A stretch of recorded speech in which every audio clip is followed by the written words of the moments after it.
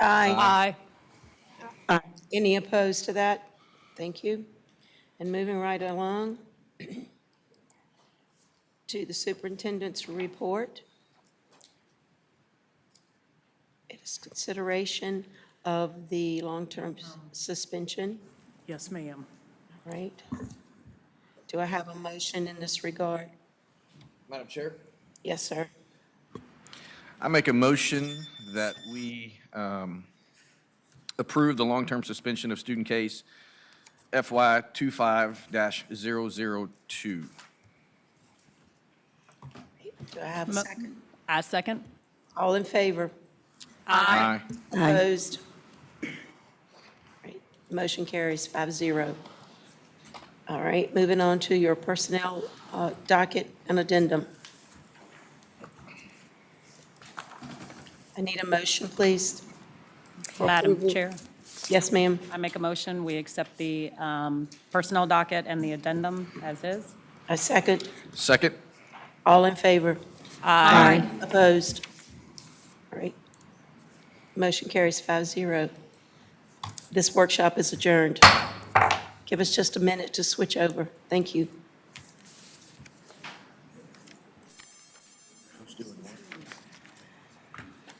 I'm not doing education or anything like that. That's all I care.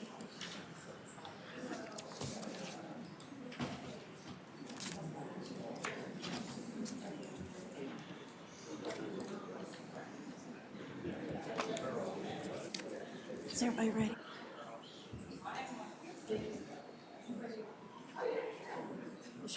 I'm ready.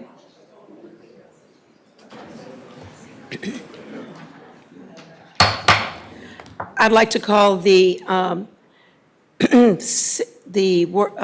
school board meeting for May the 6th, 2025 to order. Let the record show that all board members are present, along with our superintendent and clerk. If you would join us to stand for the pledge and then for invocation. Pledge allegiance to the flag of the United States of America and to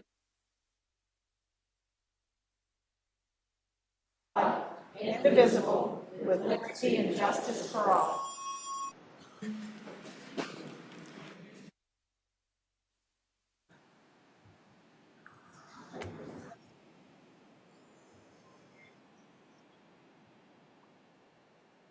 Gracious and honorable, our thoughts unselfish and charitable, our character noble and upright, and our habits virtuous, that our school family may grow in faith, honor, and knowledge as we watch together in all things. Amen.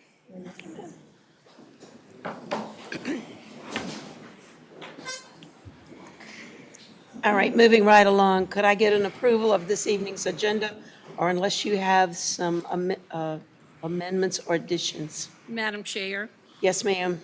I would like to pull from the consent agenda, item letter N, consider approval of the update on the adopted budget May 6th. I understand that under superintendent's report, she's going to share additional information, but I would like to have some further discussion on the budget before we look at approving that.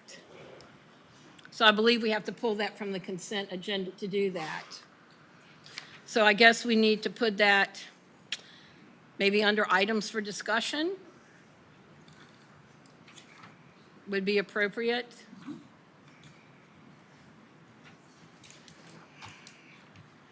I would need a second on that if we're going to do that. Madam Chair, I'll second. All right, hold on just a minute, I gotta get the pen to make myself. Here you go.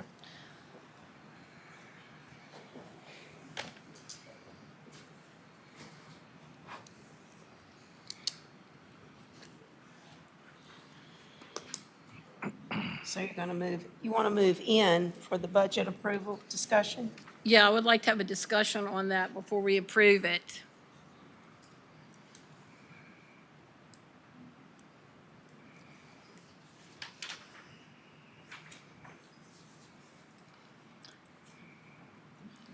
And let's place it.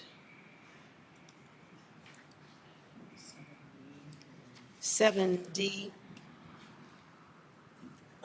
7C, sorry. Yeah.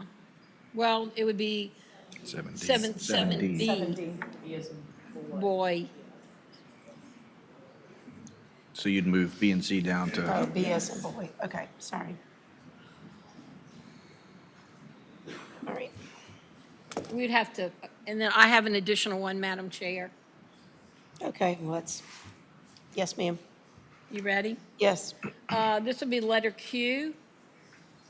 Consider approval for Virginia Center for Inclusive Communities. I would like to also have a discussion regarding that. So I guess we would need to move that to 7C. Well, you know, we can have discussion at each of these. When, But you the want to pull it out presentation because is you made. can't vote on it as, in the consent agenda as a whole. Correct. exactly. So you need to Exactly. pull it out.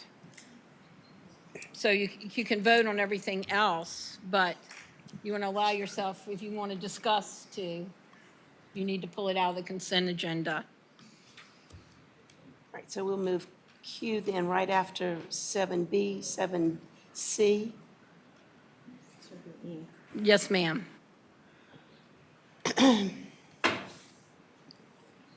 Right. Okay. Did I get a second on all that, on both of those? Madam Chair, I'll make a second. Okay, thank you. All in favor of doing that, please? Aye. Aye. Opposed? Right. Carries. All righty. Now, let's go back up and see if we can approve the agenda.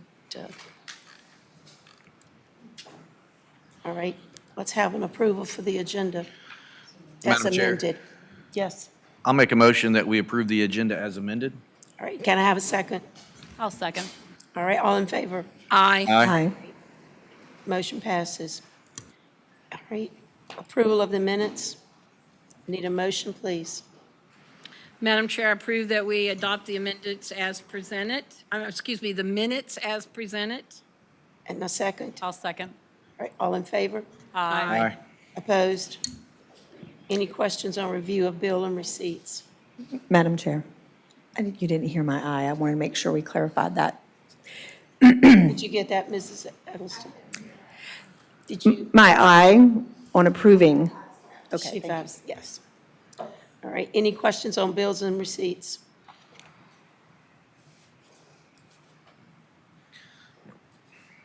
All right, hearing none, we'll move right on into recognitions.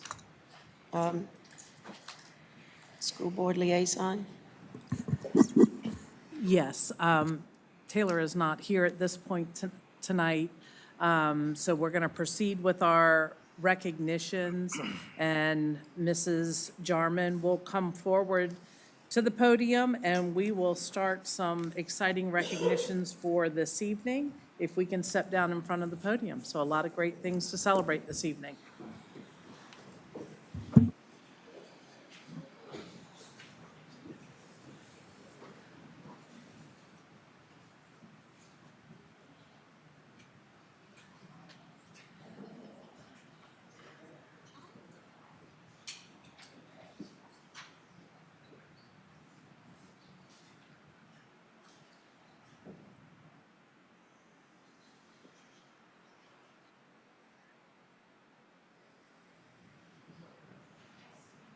Test. There we go.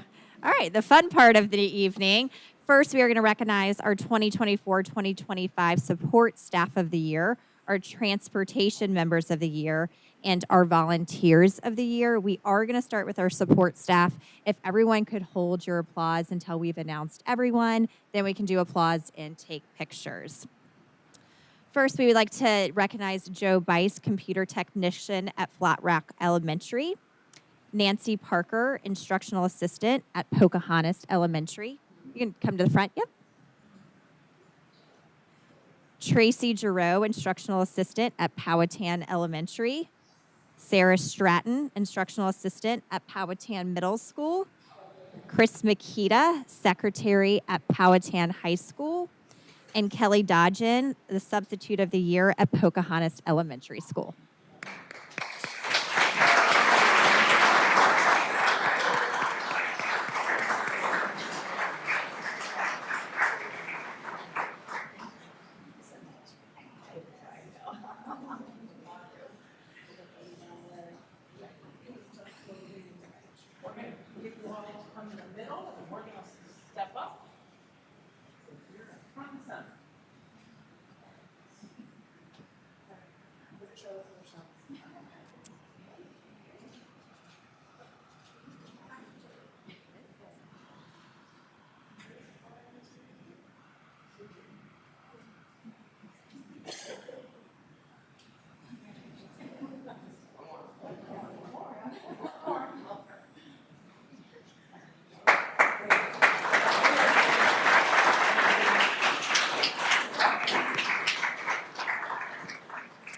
right, we'd like to announce our Transportation Staff Member of the Year, Keith Perry, who is also the Bus Driver of the Year.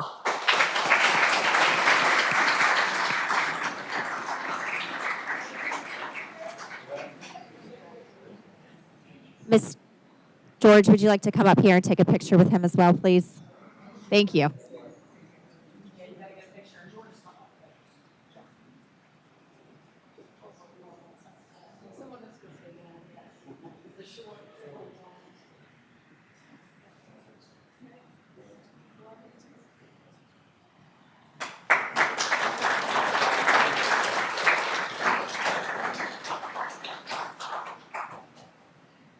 And now moving on to our 5 volunteers of the year. First, Glenna Burkhart from Powhatan Elementary, Jess Davis, Pocahontas Elementary, Michelle Avery, Flat Rock Elementary, Erica Hendricks, Powhatan Middle, and Heidi Golden, Powhatan High School.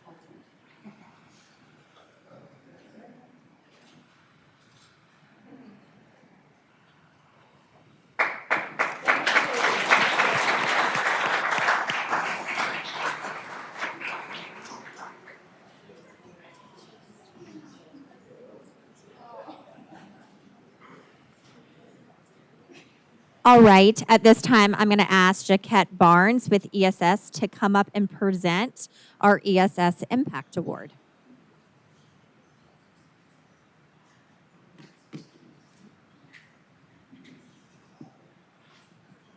Good evening, everyone. Can you hear me? This one always makes my heart flutter.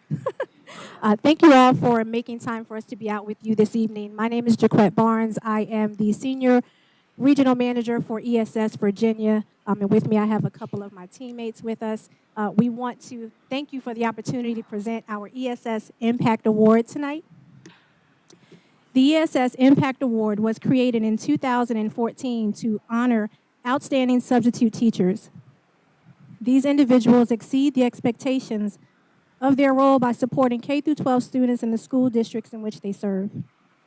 With a positive attitude, they have performed above and beyond their assigned duties to create engaging learning environments and foster a positive educational experience. They step in as educators, often at a moment's notice, to provide support, instruction, and guidance to students in the absence of their regular teachers. Each year, over 1,000 nominations are submitted by school district and staff, and since ESS has created this award, we have awarded over $42,000 to the winners and the schools of their choice. I'm going to turn it over to Stephanie for a brief moment.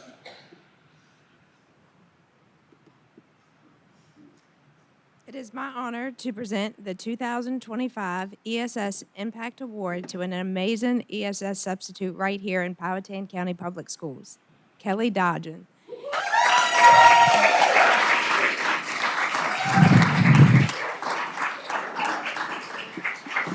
Kelly has been a substitute for 1 year, primarily working at Pocahontas Elementary School.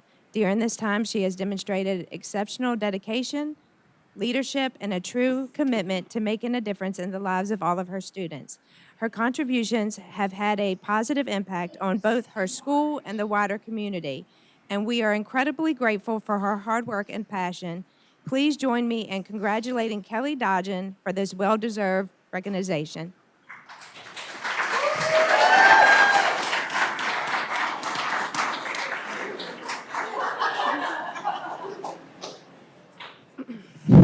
ESS has selected and awarded 5 substitute teachers as winners for their 11th annual Impact Awards. In addition to Ms. Dodgen being a 2025 honoree, we are also recognizing Pocahontas Elementary School. If we can have someone from Pocahontas. Thank you.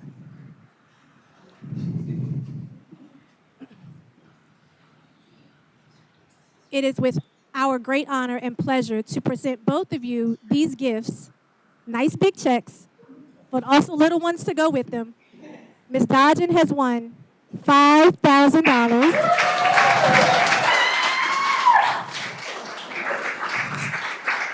And for her dedication, hard work, and commitment to Pocahontas Elementary, they have also been gifted $2,000.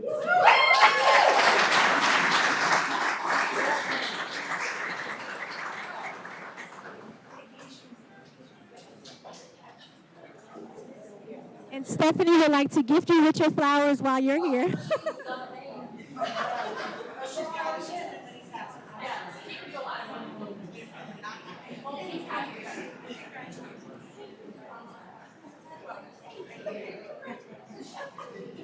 Yes, you get to keep both of those big checks. You get to keep your flowers.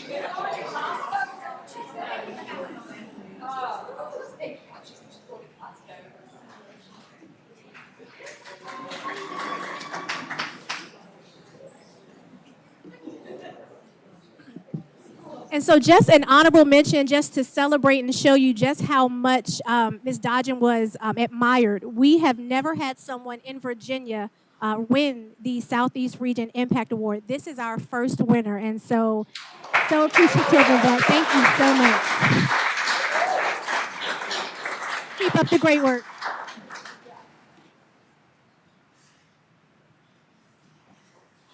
All right, now we'd like to recognize the PHS students who achieved certification through the IRS Volunteer Income Tax Assistance. 8 dedicated accounting students at Powhatan High School recently achieved a significant milestone by earning a certification that allows them to offer free basic tax return preparation.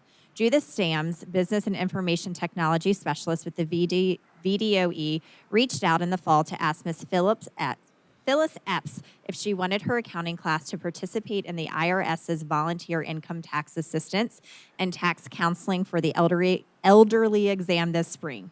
The certification equips volunteers to provide free basic tax return preparation to qualified individuals. Ms. Epps and Ms. Catherine Garrett, the high school's Career and Workforce Development Coordinator, completed intensive training and meetings with the IRS to make PHS a certified testing site. Then, Ms. Epps worked with her students over the ensuing months to help them prepare for the exam.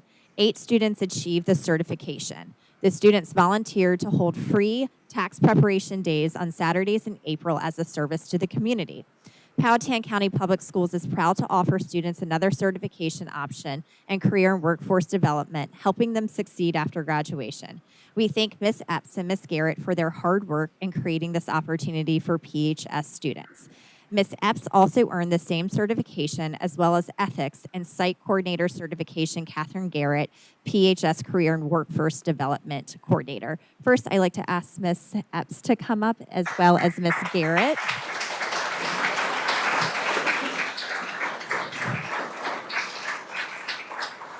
And I also believe Judith Sams is here as well.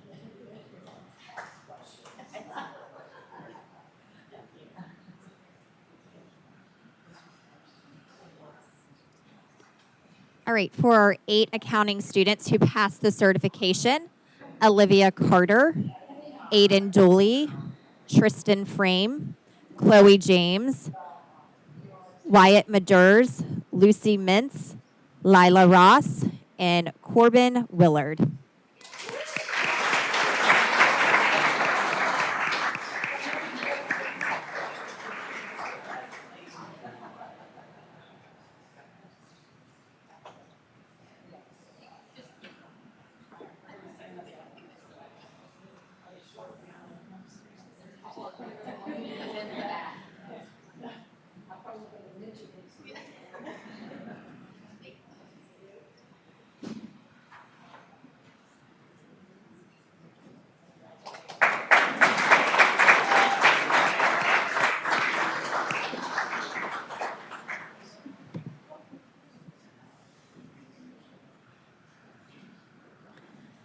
All right, for our last recognition of the night, we would like to recognize the students who placed in state competitions and their career and technical student organization.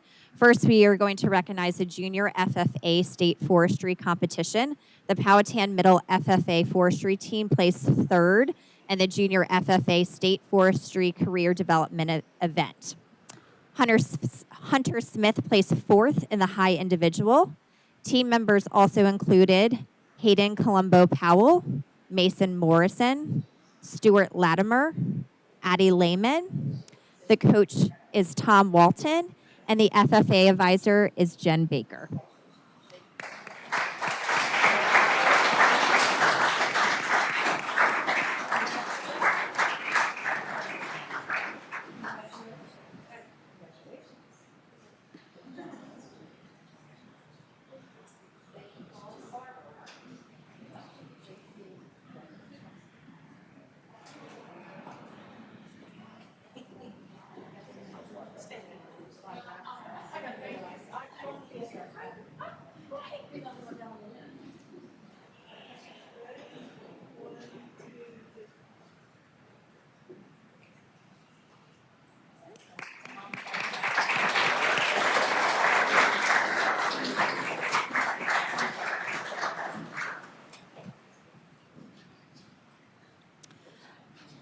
Up next is our PHS FFA State Horse Judging.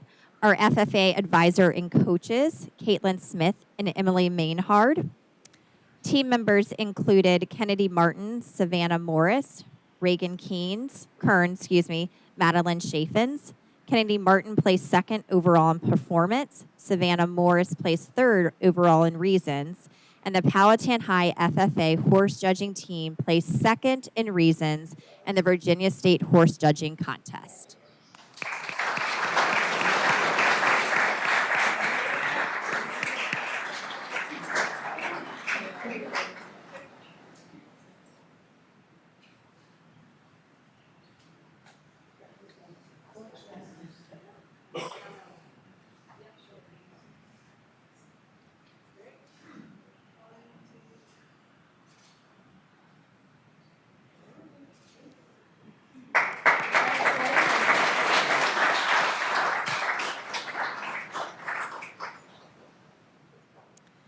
Up next is PHS FFA Southeastern Regional Small Engine Repair Competition. The FFA advisor and coach is Chris Whitlow, and Carter Eastep finished first place.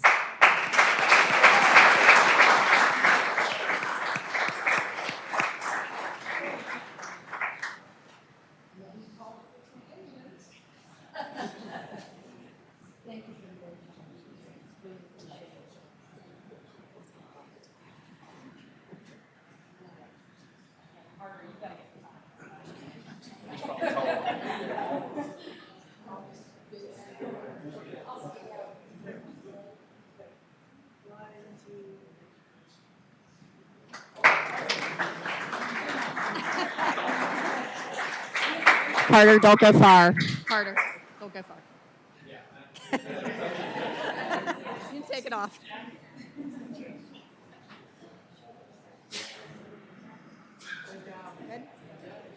All right, PHS Skills USA State Welding Fabrication Competition. First, we'd like to recognize our coach, Thomas Fields.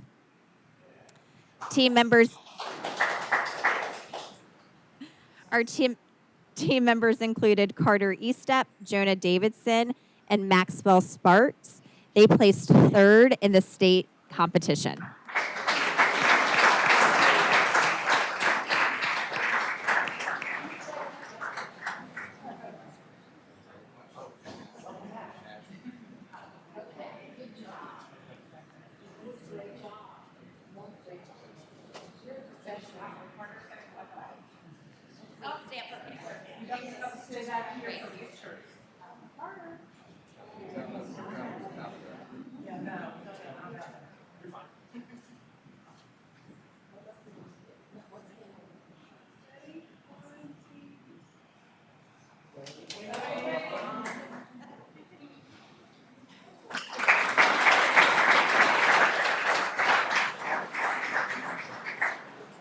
That's it for our recognitions. Thank you.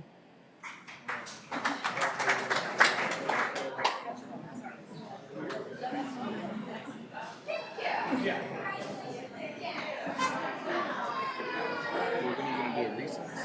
Now we gotta empty that over there. I can't get through the crowd.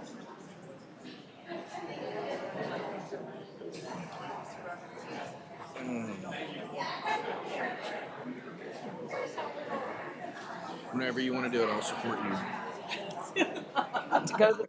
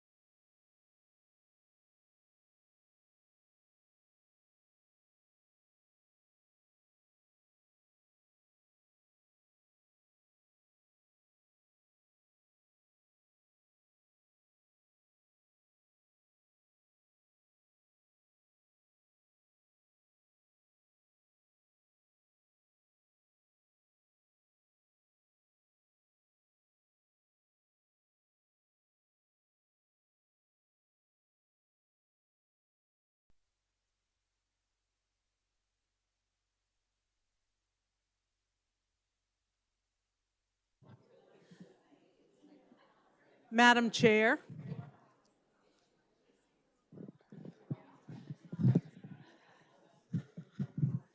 We have one other recognition for this evening that's a little bit different that we would like to do before we move on to our presentations.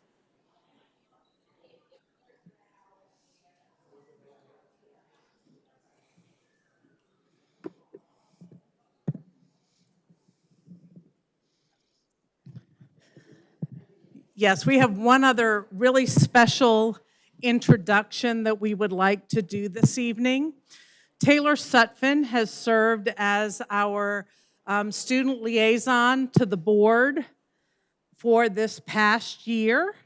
But tonight we would like to introduce you to our student liaison from this point forward as we go into next year. And so if Ella Yarhouse will please come forward.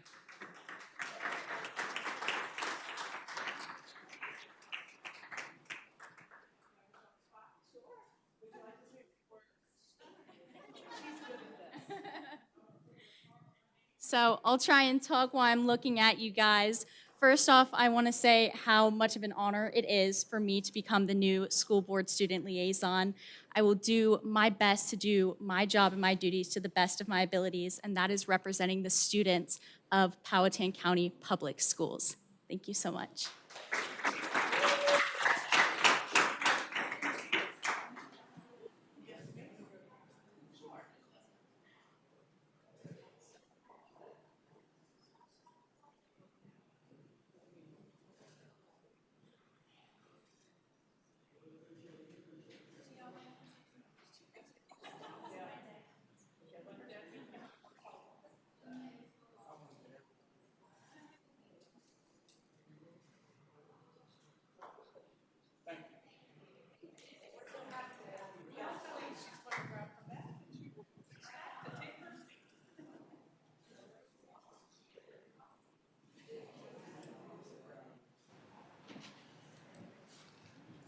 We will move on to our first presentation for this evening, Gifted Advisory Committee.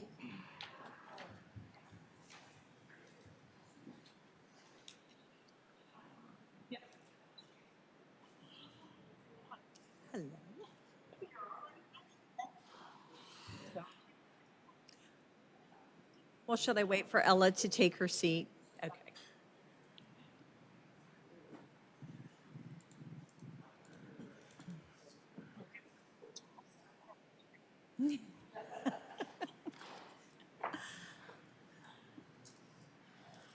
Good evening. I am representing our Gifted Advisory Committee with our presentation of this year's snapshot of the Gifted program in Powhatan County Schools. Before I begin, though, I would like to pass along some wonderful news. And that is we have 2 students who applied to and have been accepted to the Summer Residential Governor's School. Yes, this is the first time in many years that we have had students accepted, and the first time that I can remember from my early days that we've had more than 1 student accepted. So we are very excited that we have 2 representing Powhatan this year. And now on to her. So the purpose of this review is to look at what the function of the Gifted Advisory Committee, who is comprised of community members, teachers, gifted resource teachers, and parents. The committee functions to review the local plan for gifted and how it is functioning, and we do that based on surveys to our stakeholders.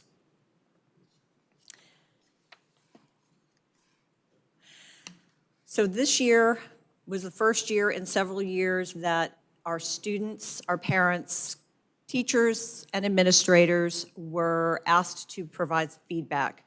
COVID kind of threw some monkey wrenches into some things that we were doing. We also last year, as you remember, we rewrote our local gifted plan, and we felt that this was a good time for us to take a snapshot look at where we are so that we can begin to implement some of the changes and move the program forward as it needs to in Powhatan County Schools.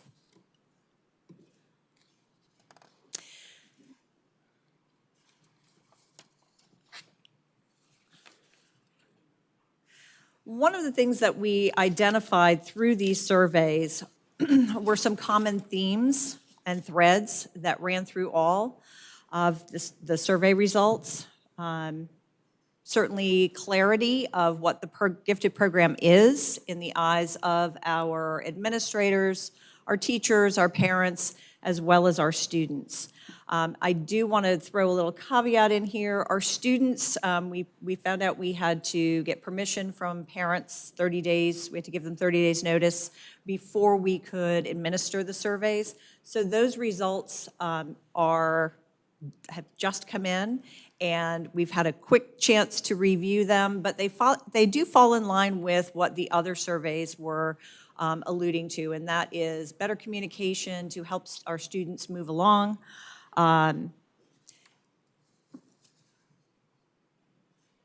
The interest in differentiated curriculum and what that looks like for our students, as well as the inclusivity of gifted in the regular classrooms and programs within the schools.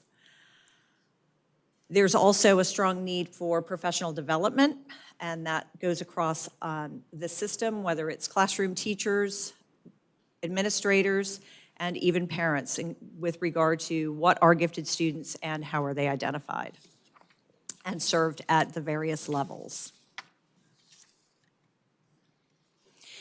The committee analyzed the data that came back from our parent, teacher, and administrator surveys, and some of the suggestions that came out from that review were looking at putting together a team that would look at ways to provide professional development develop a resource toolkit for our teachers across grade levels, as well as develop a continuum of training for our teachers and administrative staff.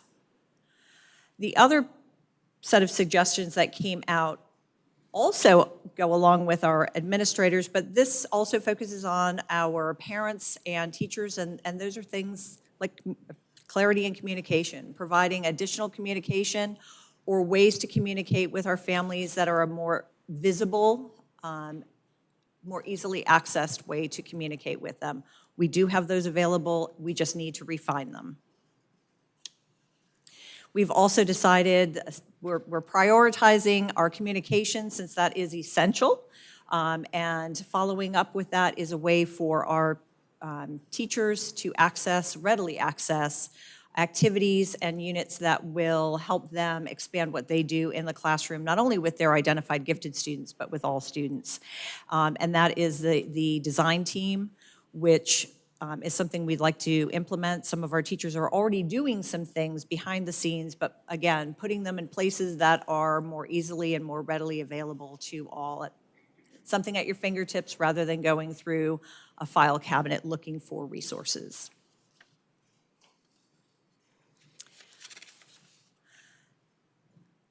The students, so highlighting some of the student areas, the students had a very strong voice in their surveys, which they always do.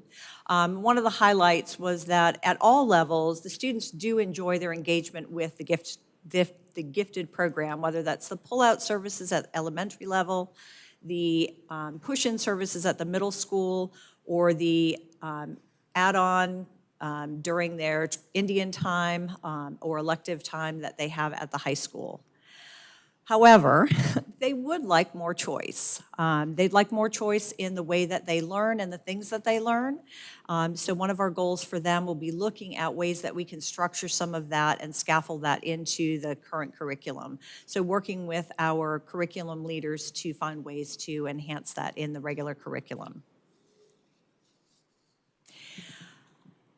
We're working on our plan. We've had our first meeting of our gifted resource teachers, and that's where we started our prioritizing. We'll continue to develop that and eke out that plan as we begin the 2025-26 school year. We'll also start looking at how, as we're going, what are some things that we need to refine, rebuild, redo, and within the next year, we'll start looking again at how are our stakeholders responding to the changes to the implementation of our efforts, as well as the new local plan.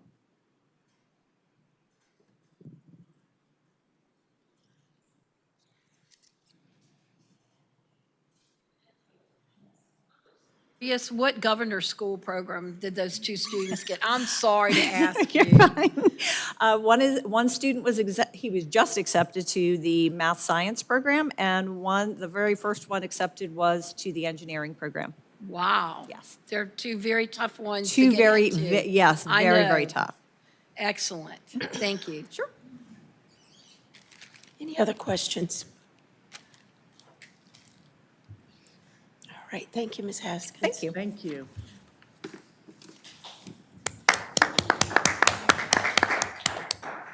All right, and next presentation, Tell Me Something Good, Flat Rock Elementary School. Yes, we'll let Mrs. Worrell come up and do an introduction, and then she has a video to share with us. Yes, hello. Good evening. I'm Isabella Worrell. I'm the principal at Flat Rock Elementary, very proud principal. And I would like to thank you for the opportunity to allow me to present one good thing about Flat Rock, and that is our new house system that we have rolled out to promote a stronger sense of community, inclusion, and student engagement. We started this after spring break, and it's been a huge hit so far with students and staff. So the house system is a proven educational model that's used worldwide, and it divides students and staff into 4 mixed age groups. They're called houses, and ours are green, blue, red, and yellow. And these promote school spirit, teamwork, leadership, and a shared identity beyond the classroom. Each house includes students from all grade levels who work collectively to earn tickets for positive behavior in a weekly competition, Tickets are counted each Thursday afternoon by students, I might add, and the winning house is announced. We fly their house color flag in the front hall, and the winning team dresses in their house color on Fridays. Houses compete in friendly academic, athletic, and character-based challenges throughout the year, earning points for effort, behavior, and achievement. Right now, our 3rd, 4th, and 5th graders are earning tickets for their attendance and effort during SOL testing.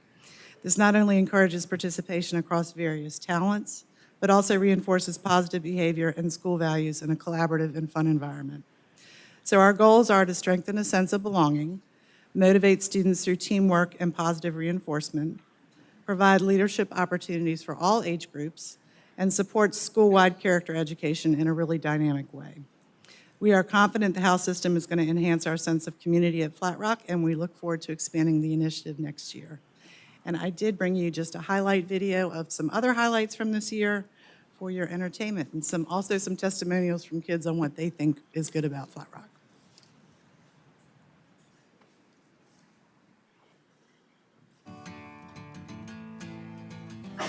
Bless you.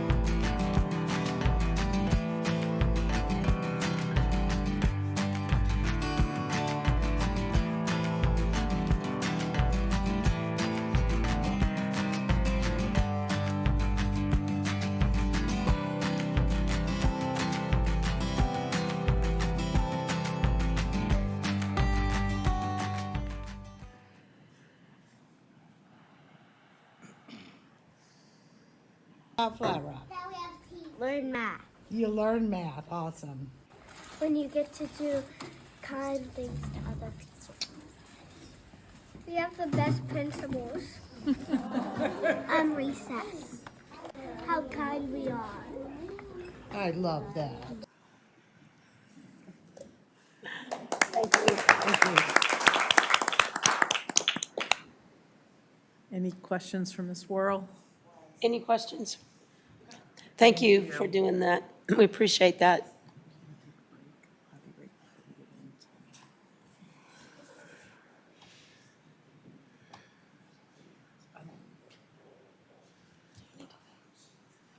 You want to take a break? Sure. We're going to take a 5-minute break to take care of some necessary activity.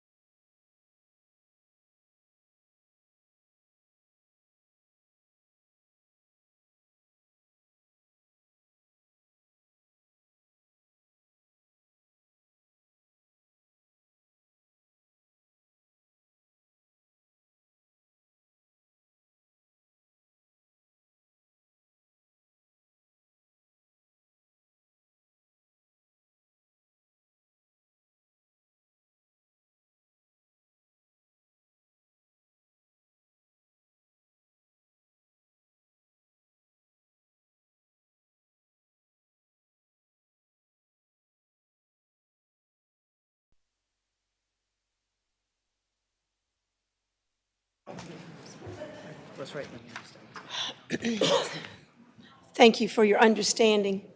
We're back in business now. Moving right along. Public comment. In accordance with School Board Policy BD, DH, and KD, any resident of Powhatan County, Public School staff member may address the board during public comment. The board chair will call speakers who have signed up for the podium. Speakers may stay at the podium and wait to be recognized by the chair. Each individual will have 3 minutes, and delegations will have 5 minutes to provide their comments. Please respect this time limitation so others may address the board. And note, no one may sign up to speak and then relinquish their speaking time to another or previous speaker. A maximum of 30 minutes will be designated for public comment this evening. Please address your comments to the board as a whole, not individual board members, the audience, or the staff. Please begin by stating your name and complete address. The board requests that all speakers maintain an environment that promotes listening and respect.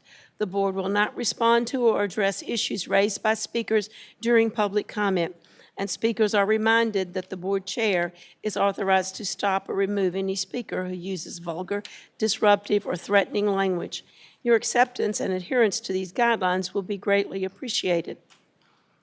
All speakers who wish to participate must sign up before the public comment period begins, providing their name and address. Speakers will be announced by the board chair to approach the podium to speak, and only those individuals who have signed up in advance will be able to approach the podium. If speakers have handouts or information for the board, please give these to the school board clerk before approaching the podium. Okay, thank you. Ryan C.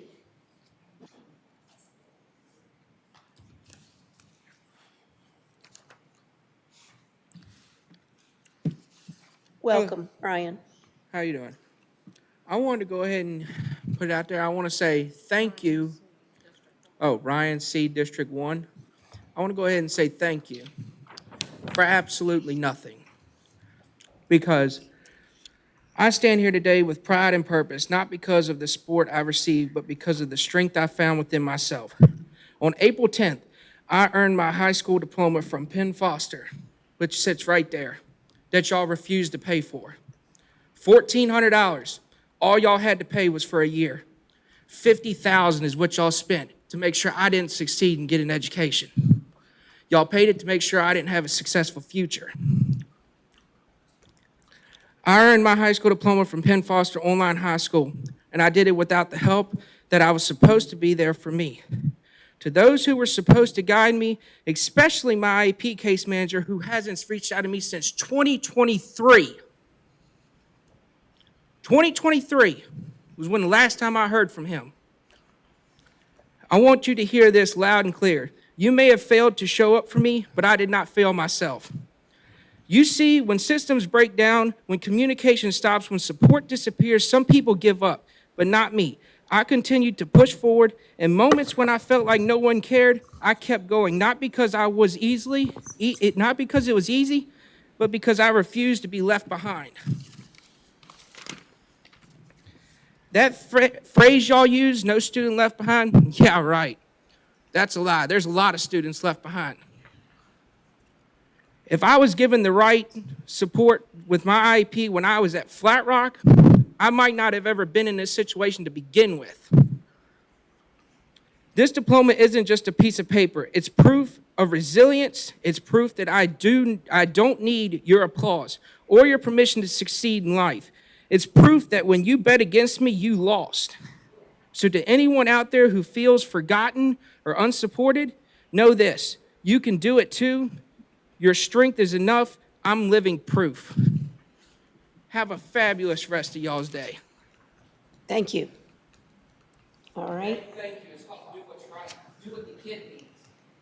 Not what y'all want. Tammy C. Tammy C., District 1. Yes, ma'am. Welcome. Thank you. Hello, school board. Congratulations to my son for graduating from Penn Foster with zero help from y'all. whom had an IEP, but y'all unenrolled him, not at my request. There's no real difference between Powhatan schools and a deadbeat parent.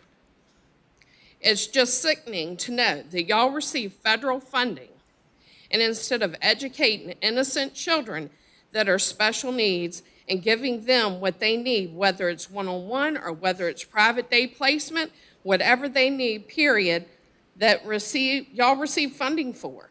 Instead, y'all would rather see them suffer and not succeed and make law firms shareholders and make them become rich and neglect the children. Y'all will have to answer to God as to why you choose to harm kids that you receive money for to educate them. That's if you make it to heaven. February 24th, our principal Sumner departed without any documented resignation on the personal docket. This was a 12-month employee. The community deserves answers. How can we expect trust and stability in our schools when leadership changes occur behind closed doors without any public explanation? Furthermore, rest in peace, Aaron Jordan. Our one and only behavior specialist passed away in July of 24, and yet there has been no formal acknowledgement on the public docket, no replacement, no update. Is she still listed on payroll? If not, when was her position formally vacated? And more importantly, why wasn't it filled? We went the entire 24-25 school year without a behavior specialist. Then we act surprised when behavior escalates across our schools. Students with IEPs, due to behavioral concerns, are legally entitled to FBAs and BIPs. Without a qualified behavior specialist, how were these students supported? The IDEA mandates these services, and failure to provide them is a clear legal violation. So I ask you, where's the transparency? Where's the accountability? And most of all, where's the support for our students who need it most? And as I heard a comment while waiting for y'all to come in tonight, they said, wow, some people have showed interest. Hopefully they can help solve problems and not be complainers. Well, we wouldn't have to complain if you did what you were supposed to do. And the families of Powhatan deserve better, and so do the kids. Thank you. Tom Walton.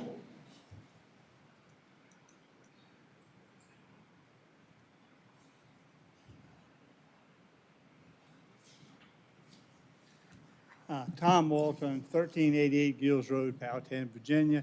I think that's in District 4. Thank you, sir. Welcome. Thank you.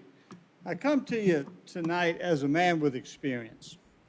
It's a blessing to be invited by the school board to come and be recognized with the forestry judging team that I work with. We give just a little bit of history. The FFA started in 1928. Powhatan had a chapter that year. There weren't very many chapters in the whole state that first year. My dad graduated from Powhatan High School in 1939. He was a FFA member. I began my tenure as an FFA member in 1963 at Powhatan High School. Graduated in 1967. Came back in 1971 and have been either the or a part of the forestry judging coaching staff for 54 straight years. So I'm a man with experience. The team should have come in third, better than third, because I've got that much experience, but they're a wonderful group to work with. I would also like to say thank you for what you do.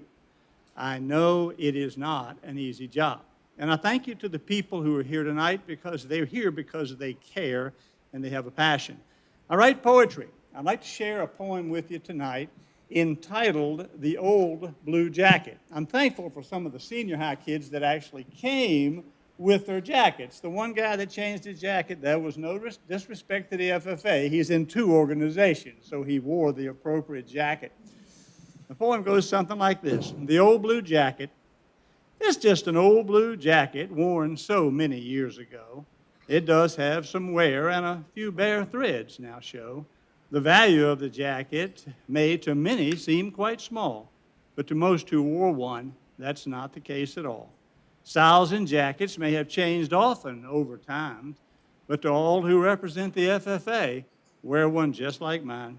National blue remains the color with stitches of corn gold, but the stories of its many wearers continue to unfold. Some may become farmers and work with plants and soil, while others may become doctors and in a hospital toil. The old blue jacket won't determine your choice of career, but it does remain a symbol of values we hold dear. Yes, it's just an old blue jacket hanging in the closet now, but the lives of many who wore one were changed somehow. Respect for others and fair play towards my fellow man are an important part of the old blue jacket's lesson plan. Thank you. Thank you, Mr. Walton.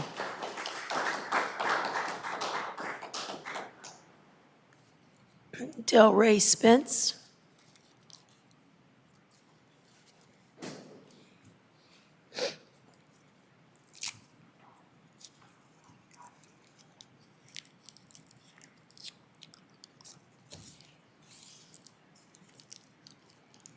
Delray Spence, I live on Mountain View, District 5. Thank you and welcome.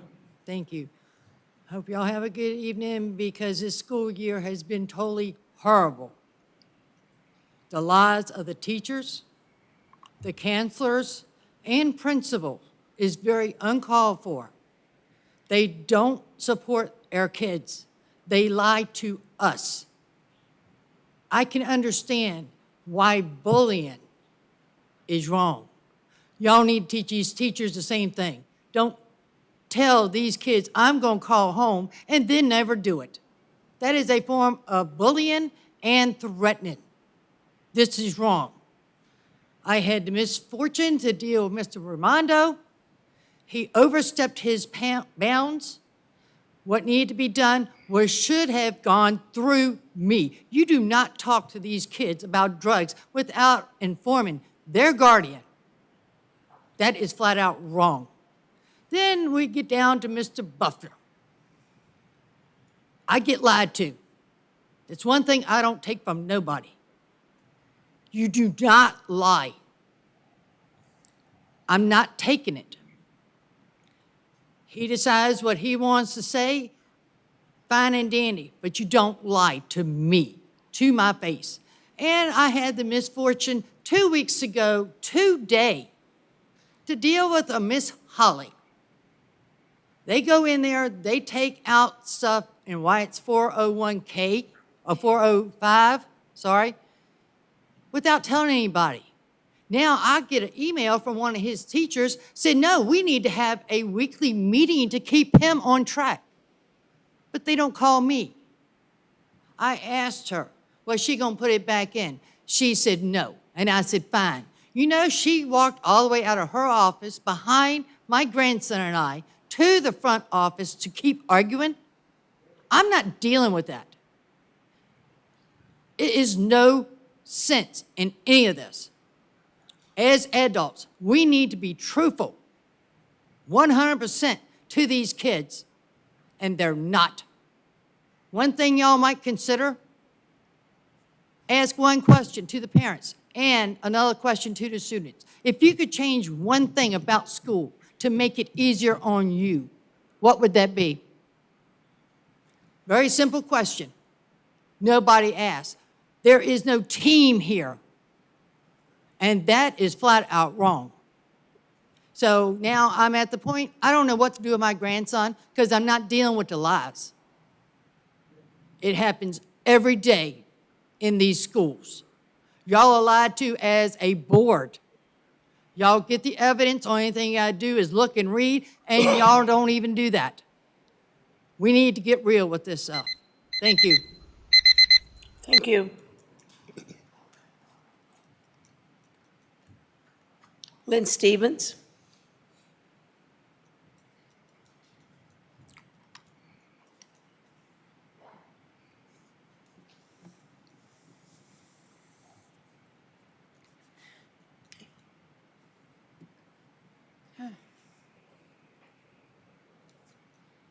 Good evening.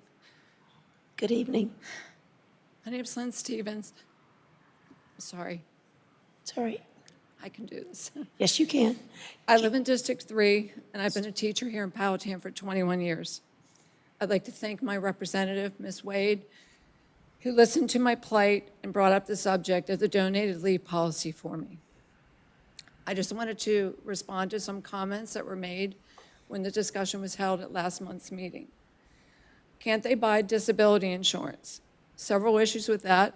It doesn't cover caretakers. The monthly premiums are expensive, and it doesn't cover all the expenses incurred. Cost. I know there's a cost involved, I'm sure there is.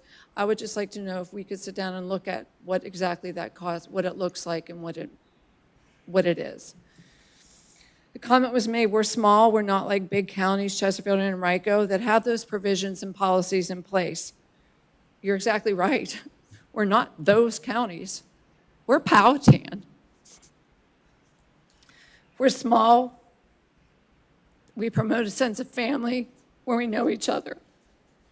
We're supposed to take care of each other. It's a major draw point why I left Chesterfield after 20 years. It's a major drawing point why you get employees to come here and why you can retain existing talent that you have. It doesn't feel like family to me right now. I'm going to share with you something very personal. My husband was diagnosed in October with acute myeloid leukemia, the most aggressive form of leukemia there is. He was in the hospital for 35 days, critical care, October through November. He has since then been in the hospital for 3 different times, 5 days each, in the critical care hospital. Today marks, he had a stem cell transplant. Today marks day 55 that he's been in the critical care hospital. He's fighting. When I asked about a sick bank policy, I was told people were concerned and caring, and they asked me, what can we do? There's not a policy. This is your chance to make a policy. Let's do something, do the right thing. The MCB was shocked and appalled, their words, that Powhatan doesn't have something for us. One day, 2 weeks ago, and I know I'm running out of time, my husband asked me to please come and be with him. I sat at his bedside and held his hand. And he said, thank you for being here. I know you're worried about taking time from work and missing days to be with me. And I'm sorry you have to do that. He's sorry. Do you know what this is doing to me?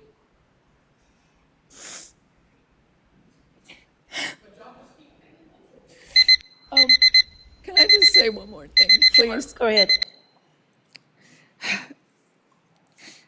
I just want to say that the fact that I have to worry about finances when my husband is fighting for his life is wrong. And especially when there's a solution. And I just implore you to know that I'm not alone. There are many other staff members that are unfortunately fighting this battle. And I pray that none of you have to go through this. None of you, because it's awful. And I just ask you, please, do the right thing, Powhatan. Thank you. Thank you, Ms. Stevens.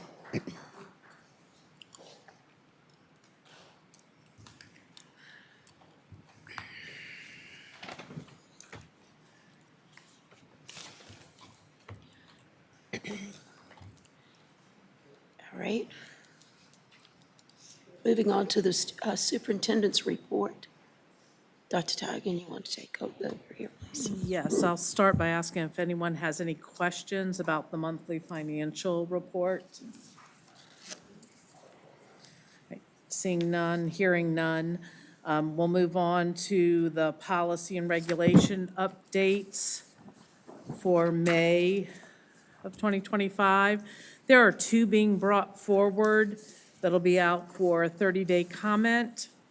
The first one is, well, let's say the first one first, is, and it will be out for 30 days, is a change to our facility use policy.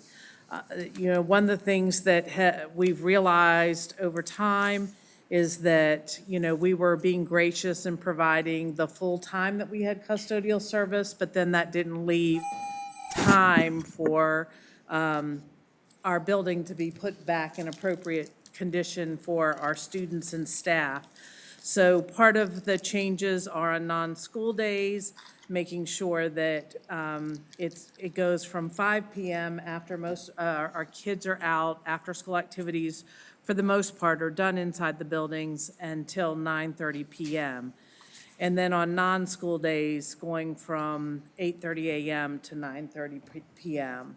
Again, that gives us 30 minutes for our custodial crew to come back together, to get the building back together. One of the other things we've realized is having, it's been quite a lift on our admin team to have a school board member there or someone from facilities. And so we've put in a fee for that so that there's someone there making sure that things in the building are running well and if there any support is needed. You'll see there's some other language related to the specifics, but this is our policy use regulation, and so we will put it out with these changes for the 30 days. I'm happy to answer any questions, and I know Mr. Benway is here as well. Any questions on this first one? All right, our second one is related to the student Chromebook user agreement.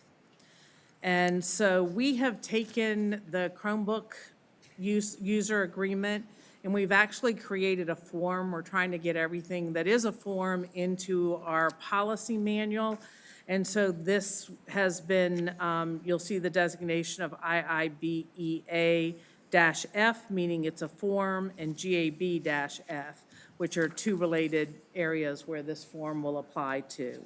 And so it contains the fee structure for next year. We've had a lot of concerns with damage. We are making sure we're tightening up on our monitoring and the giving of additional Chromebooks as we continue to work through this, as we know this is an expense that we don't need to incur. So we're working on that. But this will also be out for 30 days. So we'll be happy to take public comment on those. Those are the only two policies for May.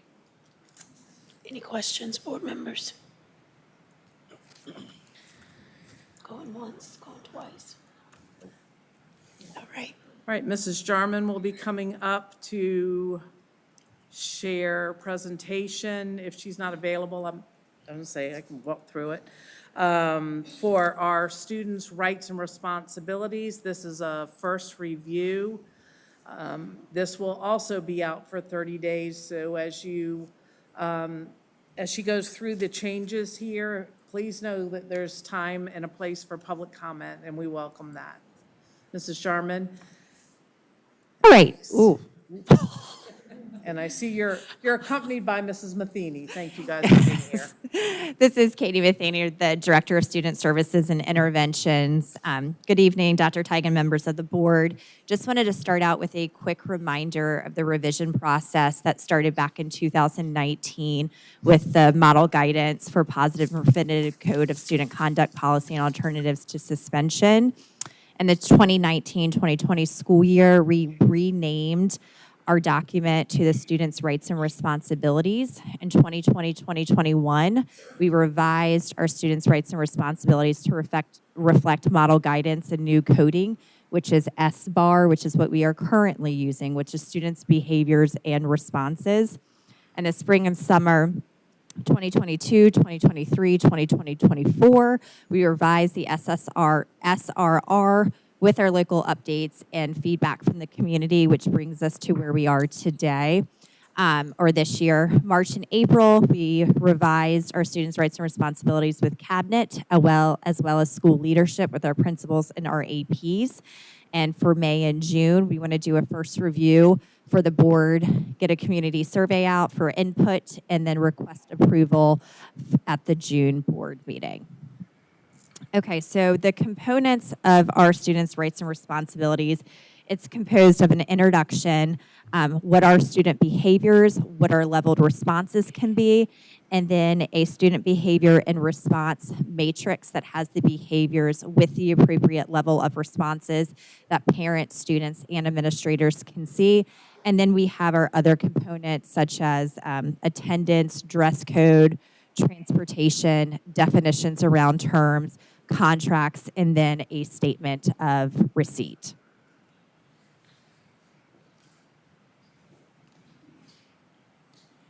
I'm just going to quickly go over the student behaviors. Student behavior categories. So we have 5 different categories. The first one being behaviors that impede academic progress. Category B is behaviors related to school operations. Category C, relationship behaviors. Category D, behaviors that present a safety concern. And then category E is behaviors that endanger self or others or are persistently dangerous behaviors. When our administrators determine where the behavior would fall, this is what, similar to what they see, obviously it's bigger and easier to read, but the behaviors that impede academics, so they would fall under the BAP, and then there's some examples under those for them.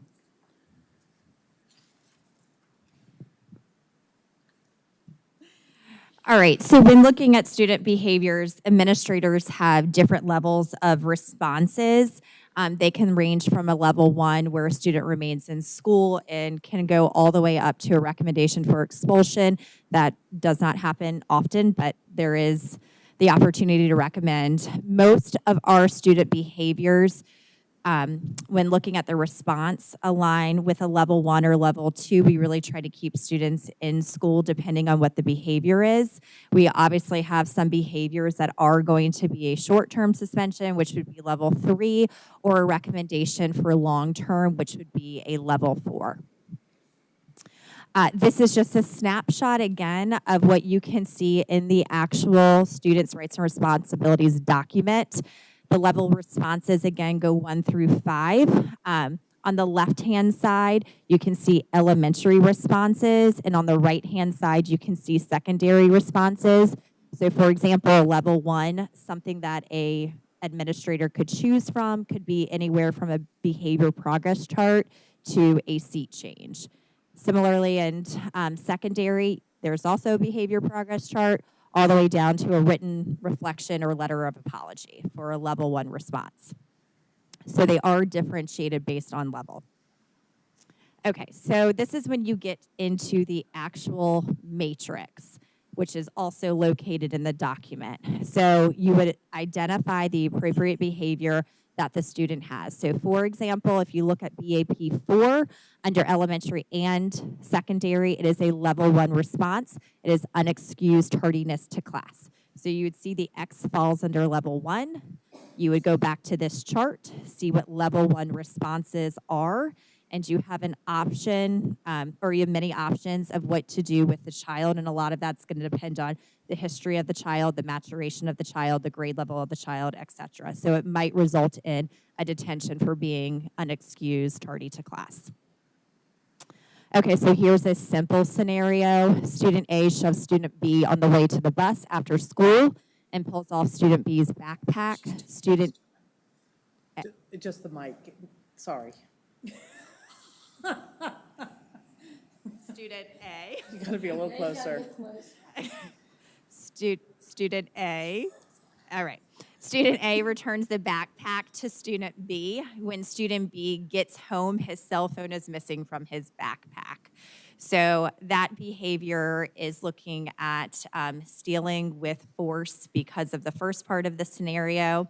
So you can see at an elementary level, it goes up to a level 3, starts at a level 1, goes up to a level 3, which is short-term suspension. And secondary, it goes up to a level 4, which could be long-term suspension. Okay, so the changes and updates that we have made for the 25-26 school year, we updated the roles and responsibilities. We've had new staff come in, new principals, updated the dress code.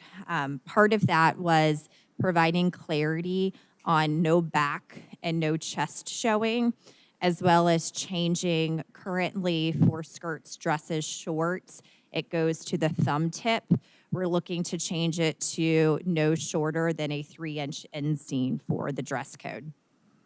We updated definitions for self-defense, after-school activities, cheating, plagiarism, homebound instruction, just to provide greater clarity. For example, after-school activities, we gave times of how long a student needs to be in school to be able to participate in an after-school activity. Updated response levels for several behavior codes. For its secondary, we updated a BAP1, which is interfering in the learning environment inside the classroom. Right now, it's at a level 2. We would like to move that up to a level 3. BAP2 is interfering with learning outside of the classroom. That is currently sitting at a level 2. We would like to move that to a level 3. BAP3 is plagiarism as well as cheating. It currently sits at a level 1. So we would like to move that up to a level 2. RB1 is bullying. That stops right now at a level 3. We would like to move that up to a level 4. RB2 is cyberbullying. We would like to move that from a level 3 to a level 4. And RB5 is theft without force. That is currently sitting at a level 3. We would like to move that up to a level 4. So we're looking to increase our responses with certain behaviors. Then we have updated our internet safety, our Chromebook user agreement form, our acceptable use policy with the help of our director from technology. We added principal's designee for a review or appeal of a short-term suspension. That would be in the case of sometimes if a principal is suspending, someone else needs to be there if there is an appeal. We eliminated the right to appeal for in-school suspension and bus suspension, and we replaced the terminology truancy conference with the correct term of an attendance conference. Given everything that's happened in Amelia, we thought we should go into a little more of what we do with bullying currently here in Powhatan, and I'm gonna let Katie Matheny talk about that. All right. So we just wanted to kind of go over the procedures and ways that parents and students can report bullying, and then what some of the steps that are immediately taken when bullying is reported. So when bullying is reported, the school reaches out to the alleged bully's parents as well as the victim parents within 24 hours. The information is inputted into a bullying log that is shared with all the administrators and the counselors so that everybody is aware and can also track and for history purposes. The administration and counselor collaborate together in getting the information from all the parties. So they do the investigation piece. Once the investigation is over, administration takes disciplinary action if that is deemed appropriate. We also do restorative conferences with both students, assuming that is also an appropriate way to bring the kids back together and to help move forward. Parent contact is made for both parties to go over the investigation, the resolution, and the consequences. And there's also a re-entry meeting with the parent of the bully. A case manager is also assigned to help monitor and check in with the victim to make sure that the concerns have been resolved, obviously right away and then over time as well. Some of our proactive measures is we do classroom lessons from our school counselors. They talk about bullying prevention, what to do if someone is bullying you, what to do if you're a bystander, and how to be an upstander. We celebrate bullying prevention specifically in the month of October. We review definitions of teasing versus bullying with students and also with parents.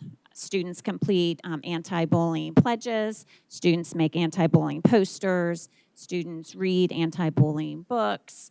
We also incorporate within our morning meetings to build classroom community, bullying throughout the school year, as well as reminders of what to do and how to support your peers as well. So for our next steps, we review, school board review, and we'll be getting community feedback. We will do revisions if needed based on our feedback from the school board and the community.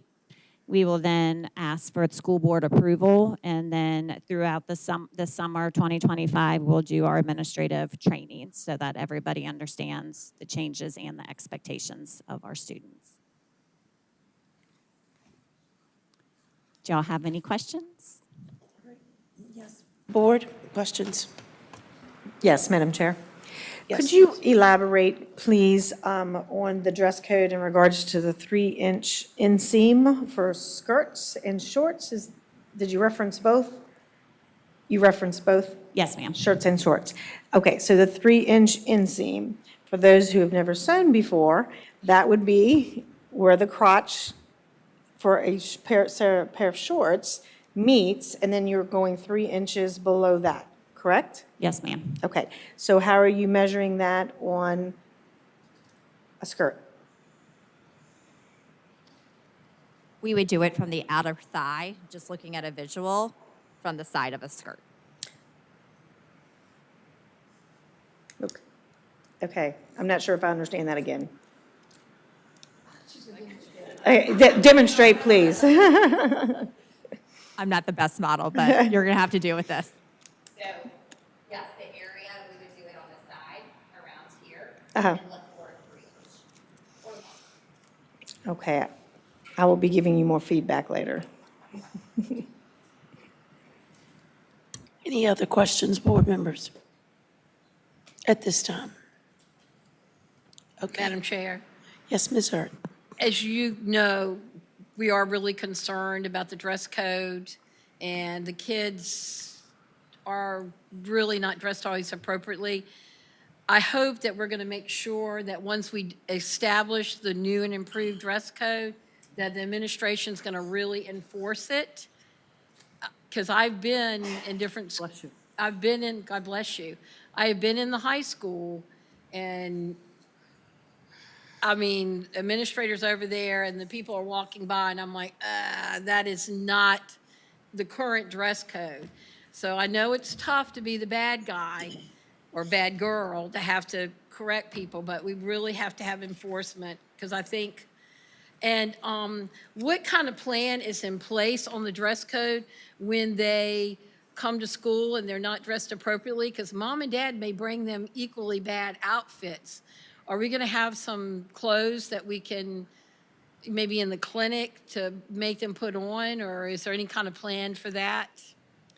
We already have clothes in Oh, I didn't schools, know but that. yes, Okay. many times parents do bring it, and we have to approve it before they leave the office.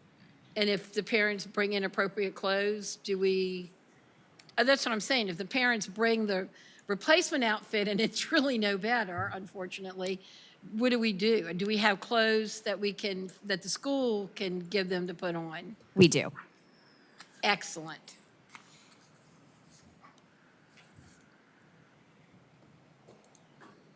Anyone else with questions? Thank you, girls, ladies. Thank you.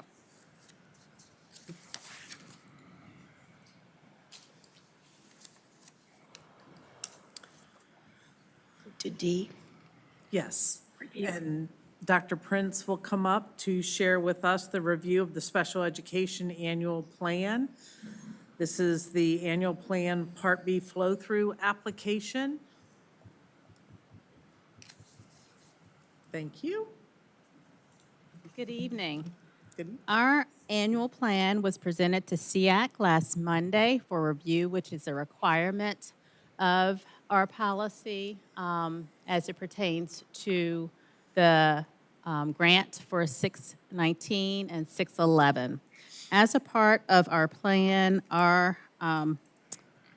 if you go to, and I know you've already reviewed the amount that's been provided, it supports, and I'll flip through just to let you know what the funding includes. It supports 2 lead teachers, 7.5 special education classroom teachers, 1 partial administrative specialist, clerical support, 1 partial salary for school psychologists. And with all of those positions, it also includes their benefits.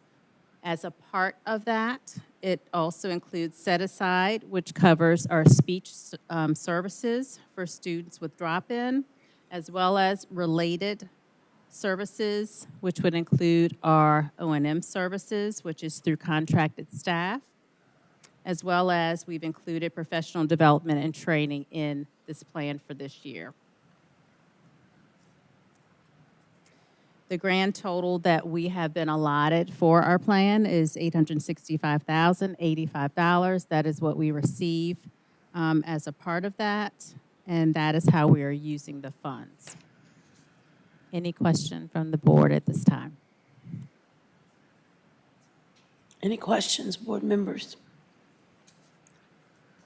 Dr. Prince, are we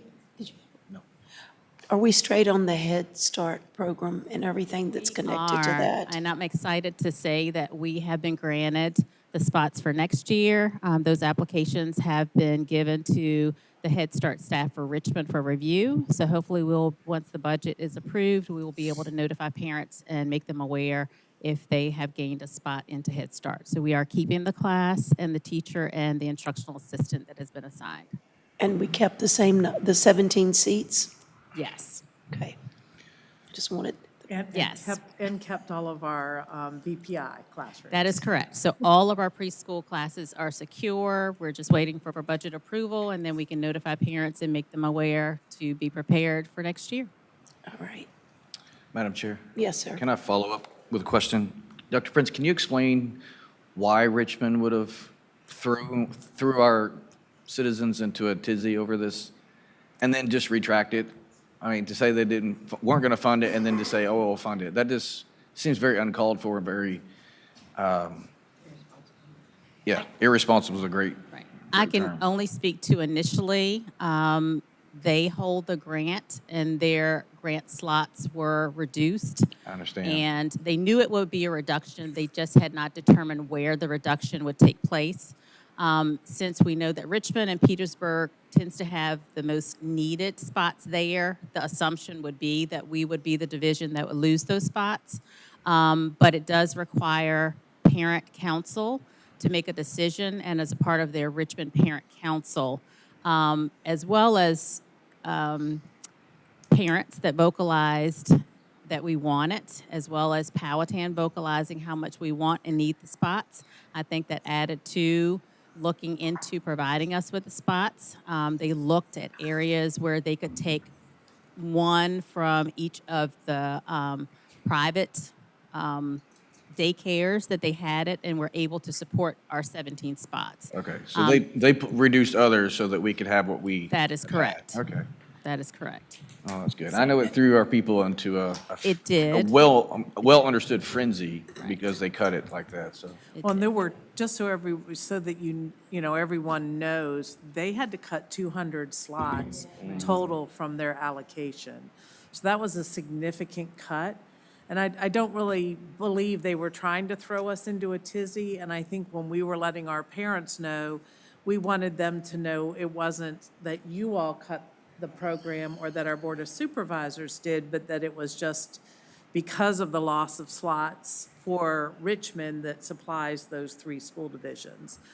And so we were lucky that when the committee met, that they were able to find a way to give us our slots back. We were very appreciative that they did look into it and then call us to say, are you still interested for that? We said And, yes. and kudos to Dr. Prince and the teacher and the instructional assistant.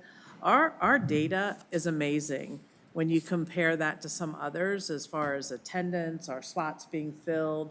And I feel sure that probably weighed into it because they knew that we would be able to fill those 17 slots and keep them filled 97% of the year or more.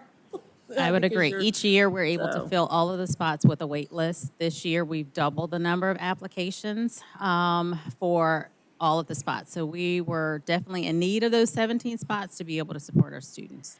And there weren't, there were like 200 or 300 extra VPI slots for the whole state. So we also knew it wasn't likely that we would get that and be able to do the matching funds, so. Well, I think it's a good thing. And I know that you're happy, and that makes us happy as well. I am excited. Thank you. Thank you, Dr. Prince. All right, next up is the 25-26 student fees. So I don't know if she can bring up.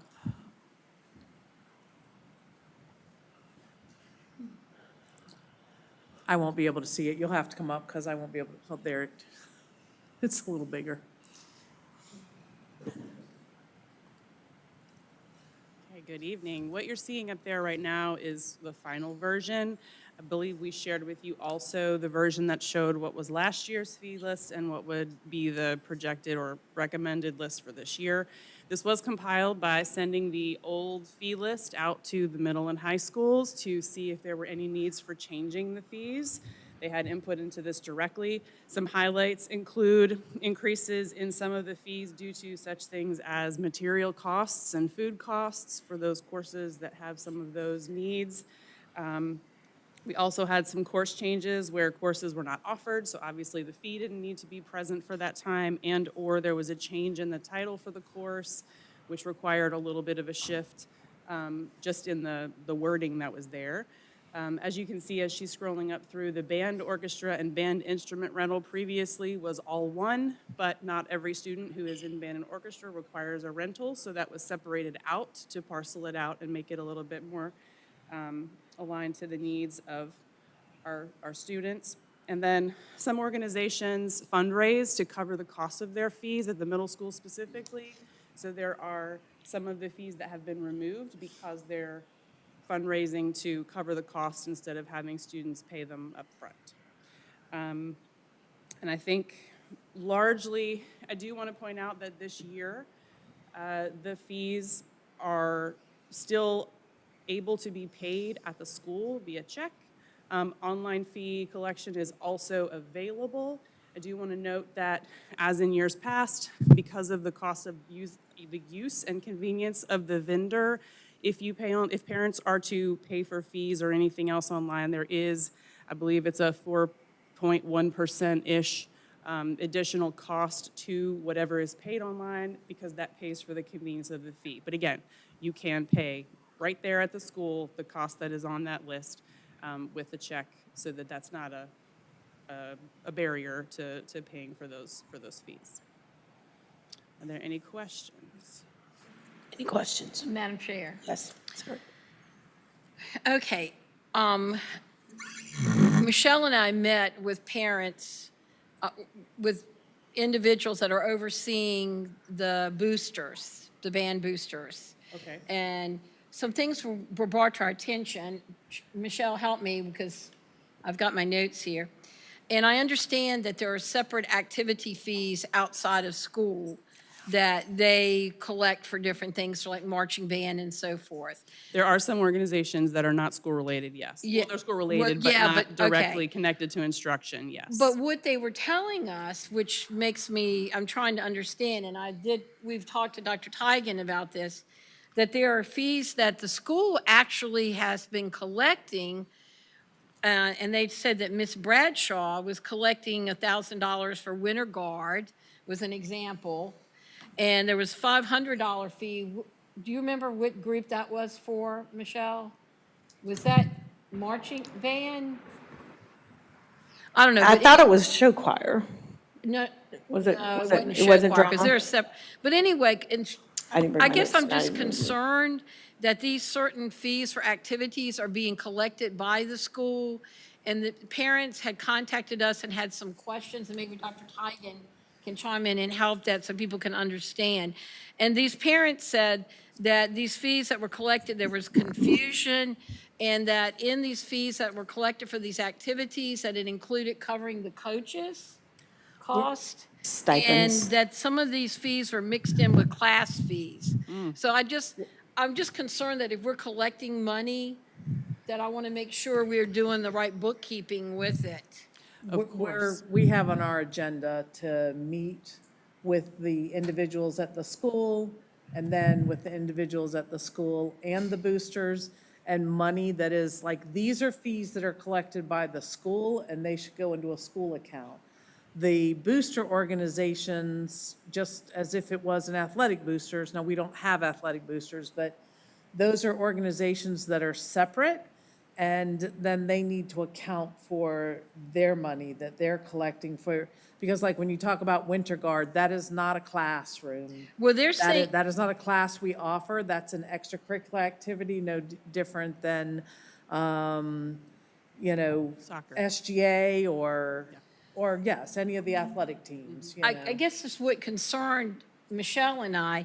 They were saying, which I understand, you know, boosters collecting the money, but they're saying that the school office collected this money from them. Well, we're gonna And investigate that that's from the good. actual books, and then we will I do just- it appropriately so that the monies are Right. going to the right place. And I'm not saying anything's been done inappropriately or anything, but I just, you know, if for some activities we're collecting the money and other activities we're not collecting the money, we just need to be very consistent. And I just want to make sure those people that had concerns know they're hearing. And boosters like our PTOs should be getting, you know, at least. Yearly audit. Yes. And the boosters that work the concession stand, they do have a yearly audit. And I know, you know, they're making over $100,000 a year, they said, but they're keeping their bookkeeping, but this is a little something separate. So I was just. We have it on our, we Thank you. talked That's about all. it Monday again. Ah, wonderful. So- Thank you, Dr. Teigen. You're welcome. Makes me feel better when it comes to people's money. Of course. And just to clarify too, the list, that the final list here will show, we tried to break it out so that it shows which things are optional, which things are required as per the class that you're taking, to kind of clarify that, just so that there's not a lot of confusion about that. Madam Chair, I have a question. Yes. For some of our students that may or may not be able to financially take care of these, because I know at times we will withhold graduation if our fees are not paid up to date. Do we have a opportunity or a benefactor way to be able to pay and absorb some of those fees for the youth that truly qualify, that they cannot be paid? Or for example, you know, someone who may qualify for reduced lunches, but would really like to be in band, but that may be a burden for them to address that. So do we have some type of program, or how would we look at that to help a student not be denied an activity if they really wanted to? To my knowledge, I know there are the bookkeepers or counselors can help to work, usually the bookkeepers can help to work on making a payment plan if that is appropriate for the student in their situation. Also, I know that there are some fundings, which they call scholarships, but aren't actually, you know, a applied for kind of thing, that the counselors can connect students to some funds to help support that in the event that that is the situation. You're exactly right. We don't want to have any barriers for students to be able to participate fully in their student experience. Great, thank you. Mm-hmm. Any other questions? Any other questions?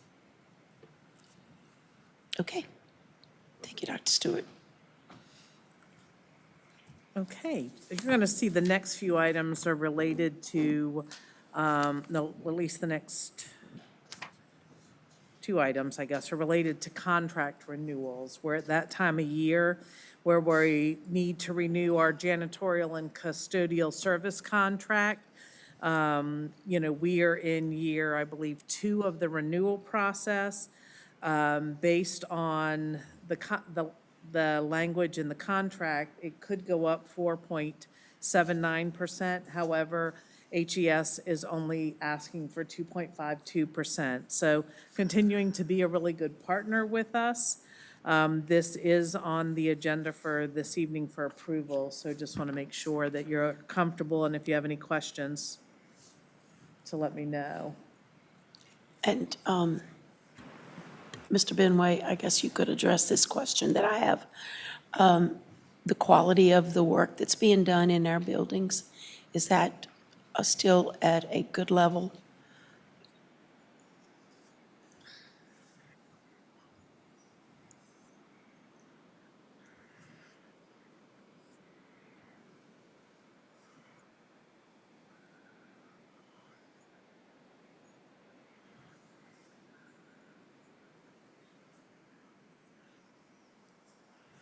Okay. All right. Madam Chair, Any other question? questions? Yes. In regards to the janitorial custodial contracts, did we put out an RFP? And if we did or did not? And have we looked at other companies, or are we just still focusing on this one?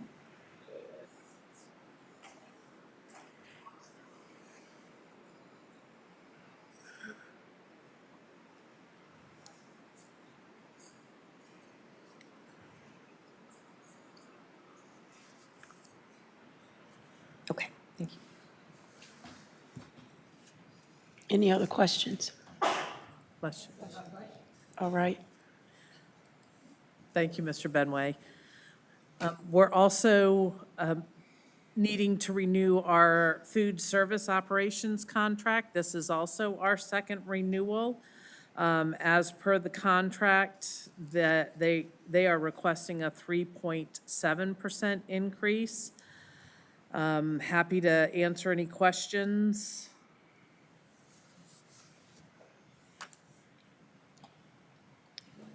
Can you put that in more simple explanation terms, as in how much that will mean for breakfast, lunch costs for our students? At this point, there hasn't been, usually if that is a recommendation, it comes at the June meeting. But Okay. right now, there's no recommendation having been brought forward to us to need to increase the prices. Okay. So no news is good news on that. I will take it and move on. All right. State grant. The next agenda item is our state grant appropriation increase. You know, we do apply for grants, and every now and then we're lucky enough to get one, and this is a $20,000 advanced placement computer science expansion grant. We got it just a few weeks ago. It had an expiration date of June of this year for professional development. I think they heard the feedback, the state heard the feedback loud and clear. We need more time. You can't, that's not enough time. So we have until next June, next June, if I remember correctly, to spend the $20,000 on this professional development so that we can continue to grow teachers that can provide that AP computer science coursework. And so we're asking for that, that to be appropriated by you all, and it'll be appropriated also by the Board of Supervisors. It's not asking for any matching funds from them, though, No, is it's a it? straight-out grant. Okay, It's the way we like it. exactly. Free money to do something good for our kids and our teachers. All right, and then the next one. The next is the appropriation of the state bonus fund, funds that we have an additional $441,548 in state funding for FY '25, which is this year, which means needs to be done by June of 2025. What we have proposed is that to do the same thing we did 2 years ago, and well, 2.5 years ago in December of '22, when we received a bonus. We're not asking for any local dollars. We're just using the funds that were allotted to us and dividing that between our staff based on their contract length, so that everyone that's a full-time employee, there's a whole process of how that was decided so that we're staying within the limit of our funds. So any questions on that? Yes, any questions? Questions? We also have our adult education memorandum of understanding. Every year, we're required to sign our contract with J-Sarge. And so this is our time of year to do that. So if you have any questions, I'm happy to answer. Madam Chair, question for Dr. Tigan. Yes, ma'am. What was that rate per credit hour that, are they for J. Joseph Reynolds? These are actually, this is grant money for our GED. This is Okay. not for our, like, ACA program. Okay. It's a great question. Sorry, I wasn't clear.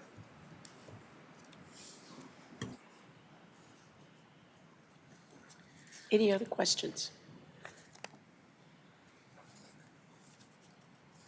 Then now I am going to ask Mr. Mecca to come down and, because the next few things are all things technology, that these are service grants, and we are asking for approval tonight with the approval of our attorneys.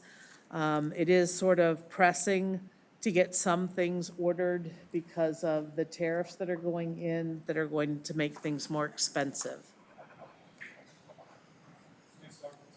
Sure. Thank you.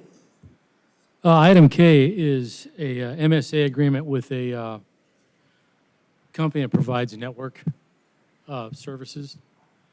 So rather than run out and hire a system administrator or network administrator at about $80,000 a year, I think this is a smarter way for us to go, because obviously it's not a salaried position. You don't have any labor costs in terms of payroll burden or anything like that. The changes we need to make, the changes we need to update are pretty much going to be a one-time project. But we're taking on several projects at once. And so to be able to get some outside help is one of the objectives here. This isn't going to be a budget increase, because with some recent retirements, we were able to hire IT staff at a lower scale and actually take those dollars that were used for salary and commit them to these contracted services. So ultimately, in the end, it's going to be a cost savings. Good? Keep going? Okay. Any questions? Any questions? If you have any questions, please stop as we go, okay? All right. All right. Item L, the master service agreement with Vivacity, this is specific to Chromebooks. Our Chromebook population is at the end of the COVID funding, and we've got some serious issues that we need to address. We've got some aging devices. As those devices age and they are not under warranty anymore, we have to do what's called for out-of-warranty repair. The company that we're using for our Chromebooks now, we're going to be probably by the end of this year writing them a check for nearly $140,000, which is unacceptable. It's just not right. So what we've taken a look at here for our Chromebooks and also for our staff devices, which is item N, is moving to a leasing program. And when you look at the costs, even with the interest factored in, it's still a lower cost of ownership. And it's going to ensure that we can actually get devices refreshed every 3 to 4 years. So if we can make items L and items N work, we're going to be replacing all staff laptops, all staff desktops, all Chromebooks 6 through 10, 6 through 12. And we're going to be doing that in a budget where we've been facing a $2 million deficit. And those are going to be devices that are going to be under warranty. We don't have to do the maintenance costs on them. We're going to be able to refresh everything and just get things modernized and up to date. What's really, really critical is with the staff devices item in there with Dell is Microsoft is eliminating Windows 10 this October, which means that's an operating system that will no longer be supported. And if you want to keep all of your security profile up to date and modernized, you've got to stay up with the latest releases from Microsoft. So that's going to help also in our cybersecurity profile, is just keeping things modernized. If I can come back, any questions there on the leasing of devices? Questions? And Dr. Tigan, that was L and N both kind of lumped in. Is that okay? All right. Item M, Titan HQ, is a new company that will be doing our email defense and archiving. Currently, we're using a system from Barracuda, and we use Barracuda email defense, Barracuda archiving, and then we also use a Barracuda firewall that's on the front end, which has been a whole nother discussion in itself. Those items you have to renew every year, the maintenance and service and licensing fees on them. Those two Barracuda appliances are costing the division about $90,000 a year. And so I went out and I searched 4 different companies, vetted them out very, very well. And Titan HQ is a company that I think is going to give us the effectiveness that we need at the price points that I think are better for Powhatan. So that's what Titan HQ is. Anything there? Question? Yes? No? No? No? Speak, move, keep Okay. going. And then the last one you see there, this one is actually very critical. It's technically a new agreement, but what it is an extension or an amendment to our agreement for our internet service.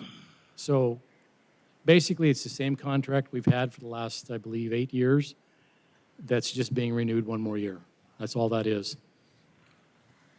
And that's funded by E-rate. All of our network connectivity to the world and tying the schools together, and our internet is provided through the E-rate program. We have a pretty, from our perspective, bad ratio. We're 60-40. I've worked with districts that have been 90-10, where the E-rate program will pay 90%, we pay 10. We're actually 60-40.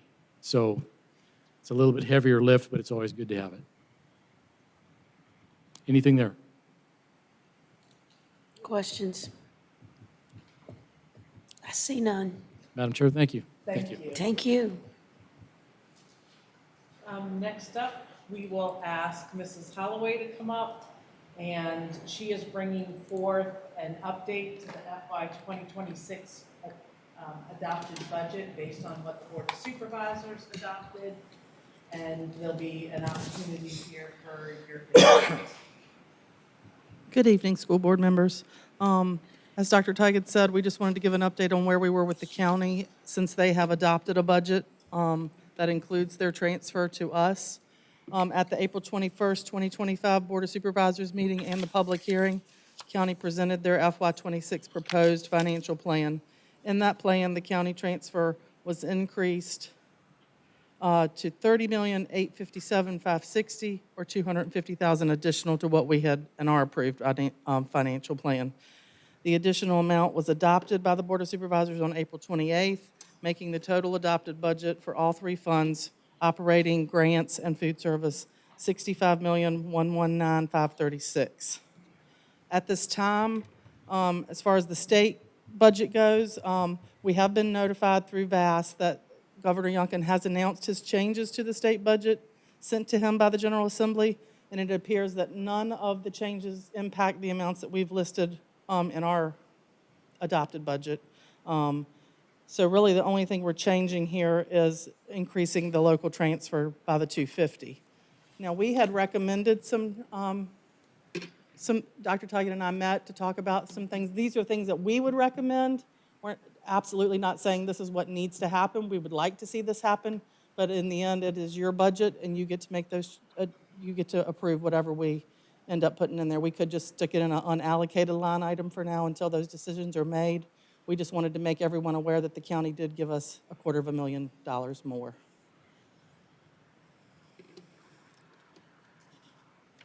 Does anybody have any questions? Do you want to walk them through what the... Sure. As you all know, we talked about having a pilot alternative education program. So we talked about adding the instructional aid position at a cost of $35,912, which includes benefits, a behavioral specialist position, $123,146, which includes benefits, and that would be a total cost of $159,058. but to include furniture, laptop computers, operating money that they need to get the program started. We had already we had asked in our list of asks, $25,000 for that.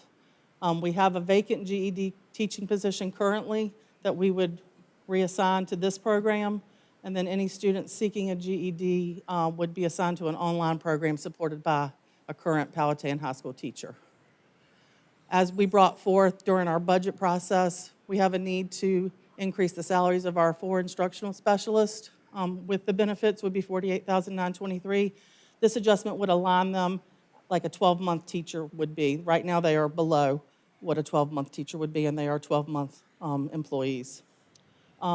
We had also asked in our budget process to convert 2 facility apprentices from a 10-month contract to a 12-month contract at a cost of $9,354, including benefits, and that would provide a lot of support that the facilities department would need when we're doing these big HVAC projects, moving furniture in and out of buildings, all the things that they would need help with. And that would leave us a small fund balance of $7,665. And like I said, those are just recommendations that Dr. Tigan and I talked about, that these were all things that were listed in our budget proposals that we brought forth several times. Question? Are we going to discuss the budget, Madam Chair, at this point? And because it's tonight when we have to vote on our final budget, is that correct? Yes. Okay, so do we want to discuss? And just know that you could make the decision to put it in a fund balance and then come back later. So I don't want you to feel pressured that, you know. Yeah, those decisions don't have to be made tonight. We need to approve what the County Board of Supervisors has given us, basically. All right, well, Madam Chair, I know that the Board of Supervisors have different ones who contacted me, and they're very interested in seeing us do an alternative classroom pilot. And they've led me to believe that they want to see the data after we do it next year and to look to funding it for all 5 schools. So I think it's very imperative that we keep with this and pick a school. I don't know how that process will be, but I feel we need to have that program there. What is the amount of legal fees that we still have in the budget that we projected for this year? Do we have that handy someplace? It has not changed, whatever I presented before, and I don't have Yeah, that was with it me like right now. 500? Yes, ma'am, something, I believe it was 400 and some thousand. Okay, okay. Honestly, I know we're trying to scurry and find more funds. I feel strongly that we're not going to need that level of money next year for legal fees. For one thing, House Bill 2606, Mr. Asaph was instrumental in working with Lee Ware. I can't thank him enough to help us with this redundant due process that was constantly running the bills up through the roof. And I just, not that I'm saying this, but I know with my own personal budget, if you have money in a budget category, then it's going to get spent. And so I just am trying to find all that money because we're very tight this year. And that's one area that I am, concerned that's awful high, budgeting for legal expenses when we know that some of the major cases we have are in the end stages. And because I'm so thrilled with this House Bill 2606, looking up, thank Ms. Mason, he's here tonight. He worked very hard with Lee Ware to make this happen for the whole state of Virginia.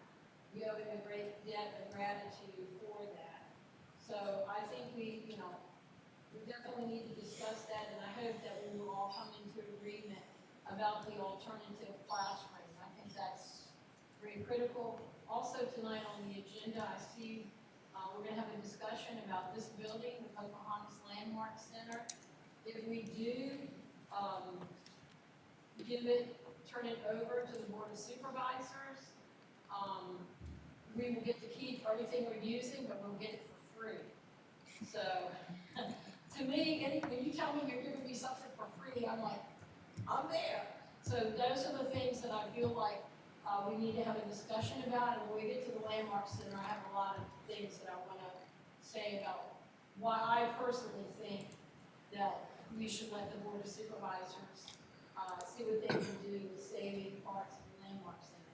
But regarding our budget, I know there's no way we can predict if that decision is made, how much it's going to save us. But I'm just looking at more money for our kids, because I know my number one responsibility is providing the best education for the kids, and we need money. And so I'm just looking under every rock in this budget, and you've done an excellent job to find every penny I can to make that happen. So I think that's why, in voting for the budget tonight, those are my concerns. And once again, thank you for an excellent job. And next year, put it online. Bless your heart. She already has that plan. You know what? I didn't have my mic on. I'm sorry. Any other comments? I actually have a question. In regards to the instructional aid position for the alternative program, and then the behavioral specialist position at 123, 146. So that behavioral specialist position is one position. That 123, 146, does that include benefits, or is that just salary? Okay. I'm being told that's including benefits, just for recording. But what type of requirements and degrees are we looking for that particular dollar amount for 123, 146? Because I know. I have no idea. Okay, because my thoughts are, we have maybe some even assistant principals that are, monitoring the whole school, their whole school building, and may not be at that salary. So I'd really, to be fiscally responsible, I'd really like to know what type of degrees we're looking for, in regards to that.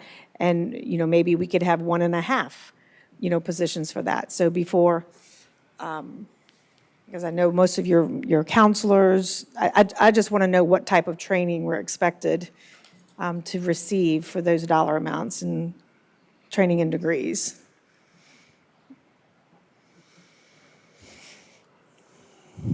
Okay.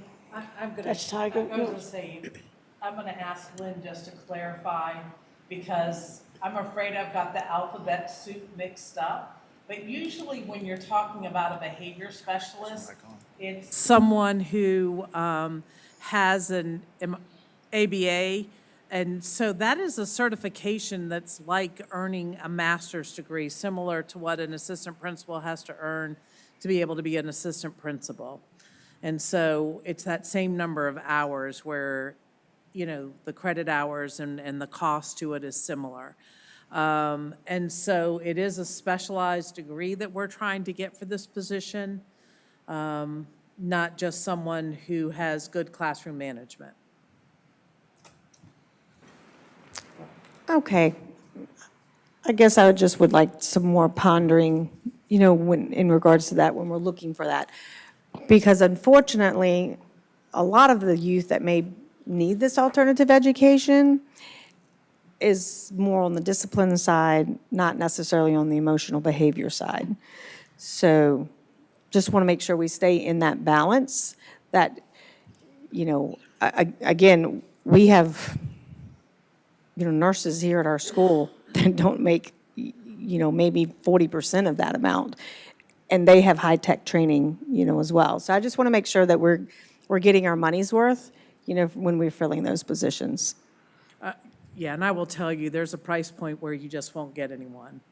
That's the case in all categories of our employees, unfortunately. Okay, as long as we can justify that. Yep. Madam Chair, Yes. if I could ask a question. Dr. Tiger, when we're looking at this number 123, we're not talking about take-home salary. We're talking about FICA. We're talking about insurance. All of our Yes. Health expense is insurance, so much more than retirement, that. Yes. FICA, Yes. yes, sir. So Group that would be life. true of all of our employees. Yes. Right. What we would show on a scale is not actually our expense. Our Correct. expense is more than that. So when it says 123, that's, Everything. it's a whole lot more than what that person actually is taking home in It's salary. 25 to 30% less than what you see there would be what we would call a salary for any employee. Okay. Thanks for sharing that balance.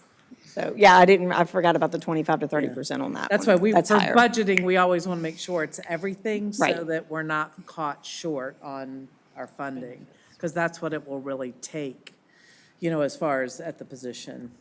We want to be transparent. Any other questions? Okay, thank you. Thank you, Mrs. Holloway.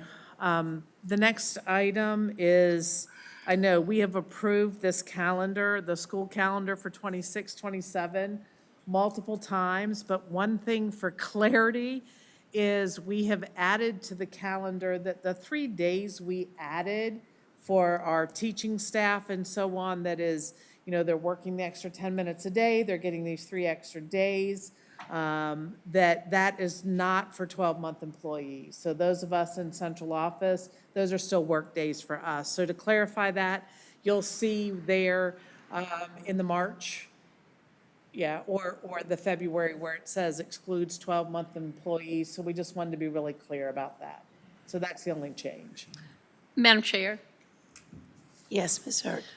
I want to compliment Mrs. Allison. She sent out an excellent email to staff explaining exactly the new calendar, because I did get some issues from some parents and teachers that by adding the 10 minutes to the day that they were having to work more. But she made it clear in what she sent to staff that they're working less days. Yes. So I really appreciate the thoroughness so that our employees can understand what the situation is and the benefits for having the calendar this way. Yes. Because I did get some calls and complaints from some teachers until they got your, thank you, you did an excellent job. That email clarified it perfectly, and thank you. All right, any other questions or comments on that? All right.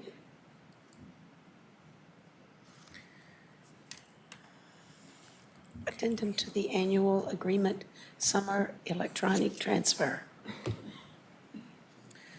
Yes, this is related to food service, and obviously, as it says, an addendum to the annual agreement.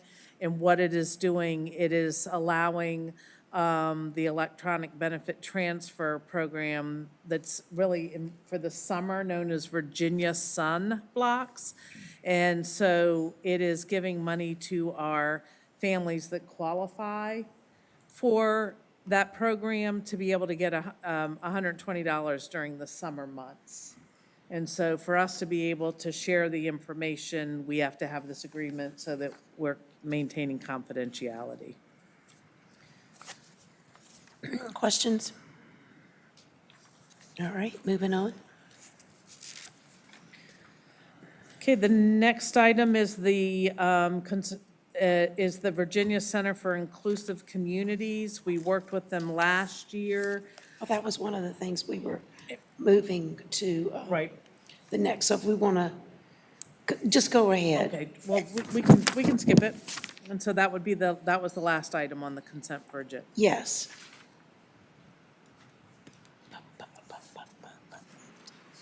So, Madam Chair, Yes. I make a motion that we accept the consent agenda, I don't know why I can't talk tonight, where we have pulled out item N and Q and moved it to discussion. So those 2 items will not be part of the consent agenda.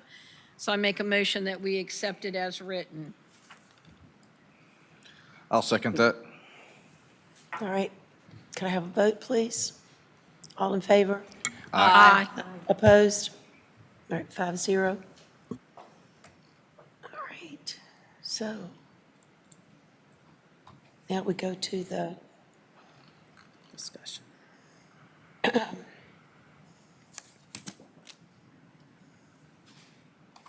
go to our plans for Pocahontas Landmark Center. Items for discussion.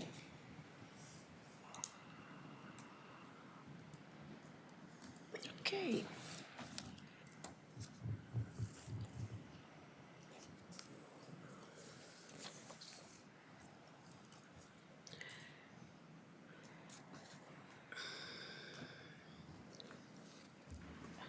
Is there a presentation, Madam Chair, or are we just discussing? No, we're just discussing. Madam Chair, I'm happy to lead off. Go ahead. I've talked to a lot of community members. A lot of people have contacted me regarding the PLC, and my current understanding is that it's 25,000 square feet of salvageable buildings. That building area B is not salvageable, but C and D, the Board of Supervisors feel that they could repurpose this and would definitely save a great deal of tax dollars in their effort to fund a community center for the community. Now, I know in the past, when I sat out in the audience, there had been discussions about making a preschool, and then it had come up about alternative education. The reality is we don't have the money to do anything with that space. And if we don't let the Board of Supervisors use it for the taxpayers, which I'll talk about that in a moment, it's just going to sit there and it will ultimately be a total disaster like the B area. I did some research about the history of the building, and I didn't know this, but I found that, that it was formerly the African American school in Powhatan County, and that community actually raised the money to build that building. So I think it holds a lot of historical significance in our community, and also I think it's dear to a lot of people's heart, and it really bothers me that we would just, be so quick to tear down something that could be used. Now, the Board of Supervisors, in my research, they have $28 million in their CIP plan to build a community center. So that would be plenty of money for them to address the issues in Part C and D. And I know the Board of Supervisors has met with our chair and vice chair on the school board, but they have contacted me and I've spoken with all of them, and they are very willing to take over the whole Pocahontas Landmark Center, be responsible for it all, pay all the bills, and let us keep using what we have for free with an MOU. Well, you know me, I'm always looking for money to do what I can for our students, and I'm like, that is a deal. And so I personally feel very strongly that we have to represent, yes, we're elected to the school board, and our primary job is educating the students, but they're taxpayers that pay a lot of taxes in this community, and there are other needs in the community as well, the community center, and I feel very strongly that we should look seriously at what the Board of Supervisors are willing to do for us, because it meets like I said, it preserves the history of Powhatan County. It meets the needs of a community center. Now, in my discussions with them about it, I have stated that they need to come up with a really good parking plan and some kind of traffic control when school is coming and going at Pocahontas, because that concerns me, the safety there.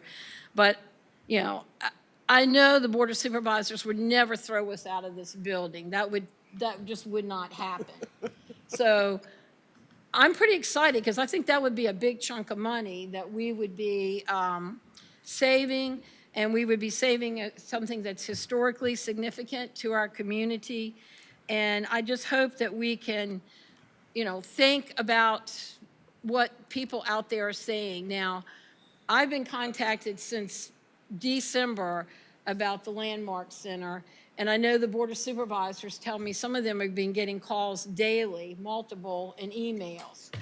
And I feel responsible, physically responsible to the community and to our budget, that this is a real opportunity that we've got to look at seriously with the proper MOU and assurance that when issues happen in this building, that they're going to have staff to get in here and fix whatever they need to be fixed. So that's my thoughts on it, and I hope we will seriously consider going down that road. I think that answers a lot of needs in our community, and I think it really helps us financially. And those are two pretty big things right now. Thank you.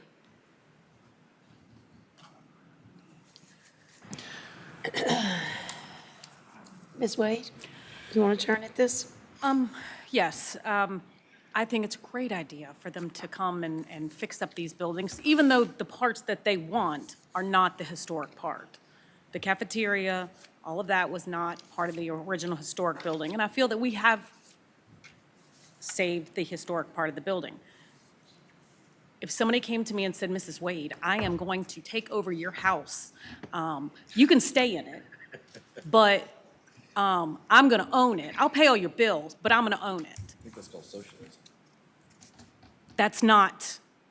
That's what they want. They don't want to come in and save the building. They want to come in and take the building. And if they want to fix it, great, but we'll still own it. That's where I stand. And I don't think that that was the intention that they had when they came up with their idea of taking over the building. That's all I have. Dr. Taylor? I've got a few reasons why we should retain it. The future use of the land. Let me just back up. We all know that was scheduled to be demoed in June. And so once those facilities are demoed, that land sits there for future use, perhaps for a Pocahontas expansion, or we know that at some point we're going to need another elementary school, so maybe we redesign what elementary education looks like here from a facility standpoint, and we have another whole school that's set here that maybe does 3 through 5. It could be used for career workforce, it could be used for some other space, but to relinquish land that we currently own that's on property that has school facilities next to it just doesn't make sense to me. Look into the future. And that's what we have to do here. We have to have a long-term perspective, not the urgency of today. You make mistakes when you live on the urgency of today's emergency. And so we have to look with great foresight down the road. And I know that they're trying to do that as well from a park and rec standpoint, but I don't think that's our responsibility. We got to look and be responsible for the schools. Secondly, the property has been discussed for 6 years, I believe, as far as the condition of those buildings. What are we going to do with them? We've had study after study after study. And we have, through those studies, deemed that it's cost prohibitive for renovation. In other words, it's not worth the investment. And that means that both boards have agreed. We have had votes. Money has been appropriated for the demo, which was on schedule for June, until this 2 minutes left in the game type of run in and try to change course. So in my opinion, I've made this very clear with the supervisors that I've spoken with and the meetings that I've been in, but the 60-day stay that is currently in place, which they asked for, I believe from the very beginning, is a big waste of the county's time. It's a big waste of the county's energy. It's a big waste of the county's finances. And so we are wasting those three things to figure out whether or not it's cost feasible for us to do something we've already determined it's not feasible from a cost standpoint. So it's a waste of time, energy, finances, and to be honest, a lot of heartache between these two boards. We've talked about how we want to and have been working together, and it has created nothing but division over the last month or so. And I think most of us have friends on that board. I know I do. And it's been a source of heartburn, and it's been not good, I don't think, for this county. I try to understand where they're coming from, but we have to look for ours. And then when you feel like you're getting pushed into a corner, we talked about bullying tonight, and that's a big deal, but when I feel like that I'm getting pushed into a corner and said, hey, if you don't do this, then, and then there's a threat, that doesn't set well with me. And so if we wanted to work together, I'm all for that. But I feel like through this whole process, it has come from the wrong perspective. They've come about it in a very aggressive standpoint, which I have met with aggression and pushback, and that's what I'm doing tonight. And so I I would encourage us as a board to just put this to rest and don't waste their money. I think their projections are coming in maybe later this week as far as what the cost is going to be. So they're going to have to decide whether or not they want to do it.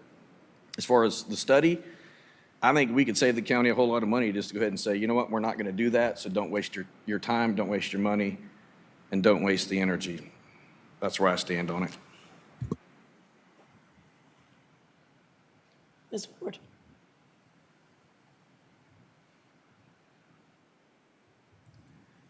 Your turn. Thank you.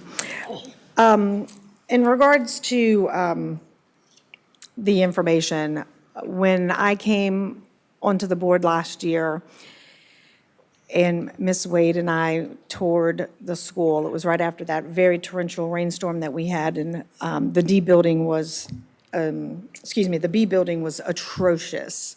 And at that point, everything was being presented to us that those three buildings were not worth, that they were not salvageable. So, and based off of the rule of law that I was learning at that time, and still, at this point, I understand now, I felt compelled that our hands are tied, that we cannot use our education funds to repair a building or buildings that we are not going to be using for our students or for our education program. We're only allowed by code to use educated funds for education reasons and purposes. So at that time, based on the information that was presented to me, I felt it was in the best interest that we needed to demolish those buildings because we did not have the funds to repair those buildings without a justifiable reason for usage.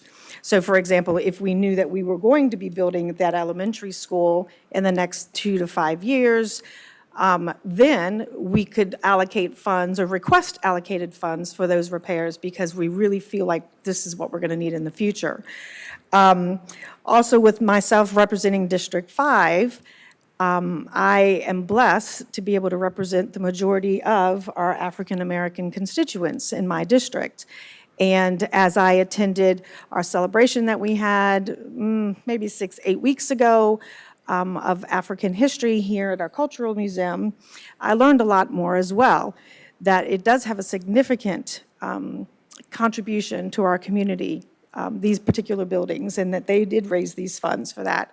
And of course, it tore at my heart at that time prior that I was going to have to destroy these buildings. But then when I heard that the Board of Supervisors was coming up with another alternative option, that they would help supply the funds to have the buildings refurbished or maybe just 2 of the 3. But I strongly feel like that is a win-win situation. And also we learned that 6 years ago, maybe not even that long ago, it was 4 years ago, previous boards, both the school board had already given the land and the buildings back to the Board of Supervisors. Unfortunately, through county administrator, I believe it wasn't recorded properly. Is that just that one building? Okay, so it was just that one building. So, there's been a lot of confusion. What I hope to see is that I feel confident. Number one, we really should be careful when we say that something belongs to the school division. Yes, things belong to the school division, but ultimately we are a community of one. We belong to the community. So we cannot function and survive if we do not receive funds from the Board of Supervisors.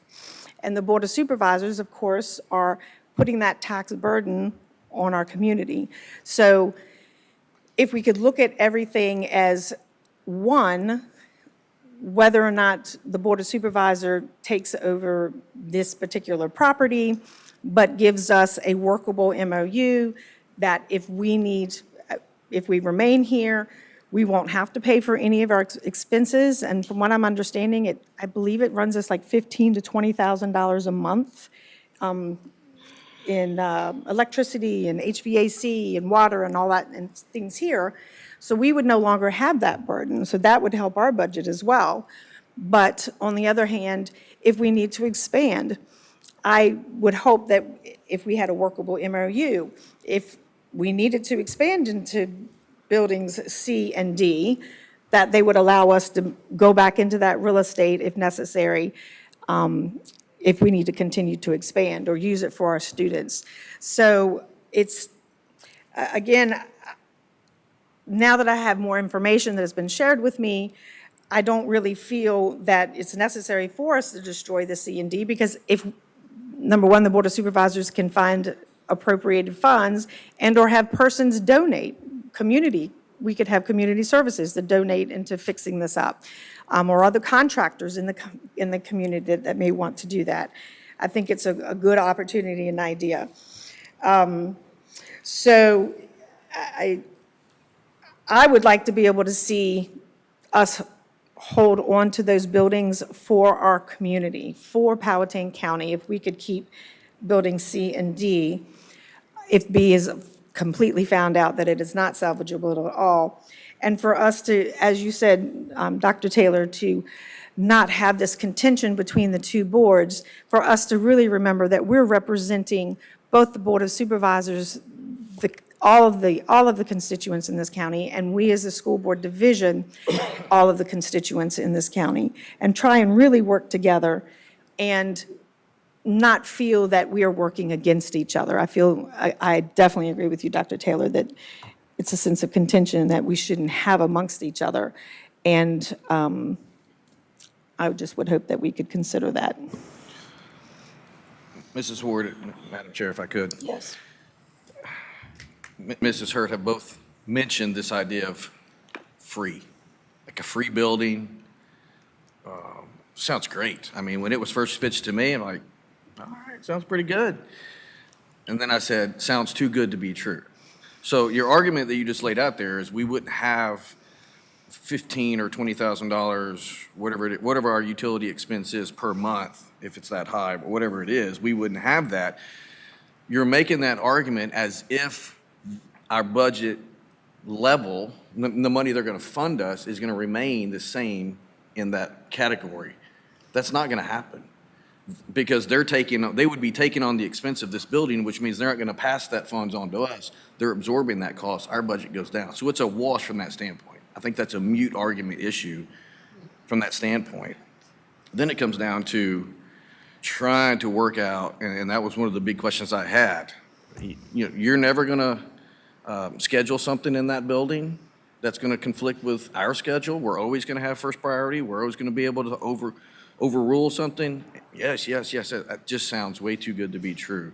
We'd love to get, work together perfectly in this world, but I think it's just pie in the sky. It's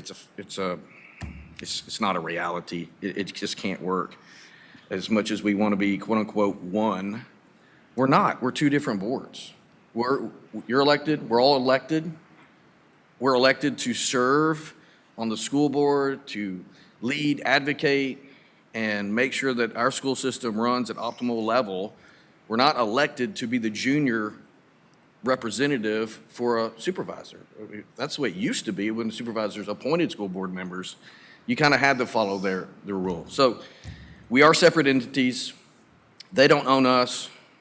We obviously don't own them. They have budgetary control over us, but they don't own us. They don't control us.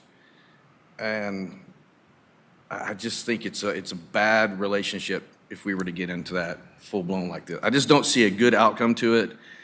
And nothing's free. Nothing's free. Well, I would agree that nothing is free, but, so let's see. So if there was a $10,000 a month in operational expense, so out of a 12-month period, that's $120,000 that we would no longer have to, have part of our budget. So you're saying they would decrease that budget, so it is a wash. So I completely understand that. So, however, I think if we did, again, I believe we allocated, how many millions of dollars did to tear it down? Was it 60? 1 million. 1 million, 1 million to, okay. So if it's 1 million to tear it down, that's going to come out of the CIP funds. But on the flip side, if they could retain the buildings and then find the funds to rehab them, again, we're not using school funds, they're using county funds. Yeah, that's not an issue with us. One of the supervisors who was the proponent of this whole idea from the very beginning, the first one I heard it from, 2 months before that, was pitching the argument of it's 1 million over 3, 4, 5, 6 million, or whatever it would be to renovate those facilities, and it's a no-brainer. Do we have 6 or 7 million that we want to invest in that? Is it worth it? No. We looked at one of those buildings 3 or 4 years ago to consider it for a centralized preschool location for our pre-K kids, and we did the study, we looked at it, and to retrofit those classrooms that are not designed for pre-K just didn't make financial sense. And so that supervisor was making that argument and then flipped and then is saying, hey, no, we need to do it. And I get it. They have something out there on the horizon that they believe is important for our county, and they're trying to figure out a place for it that would be the most cost-effective. I get it. But we have to advocate for what's best for our school system and looking down the road for the future. And retaining the land it just makes sense to me. I want to clarify something. Wait just a here. minute, what? Okay, hold on. There's a misconception here. Hold on. Dr. Taylor, are you finished? Okay. Okay. In a CIP budget, to rehab that's coming out of the Board of Supervisors CIP budget of 28 million for a community center. That is not affecting us at all.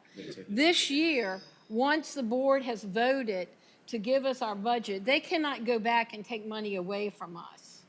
Okay? So it's done for this year. They cannot go back and take money away from us. To my knowledge, that's my understanding. It's very unlikely that that would happen, and they have not commented that that's how it would be handled.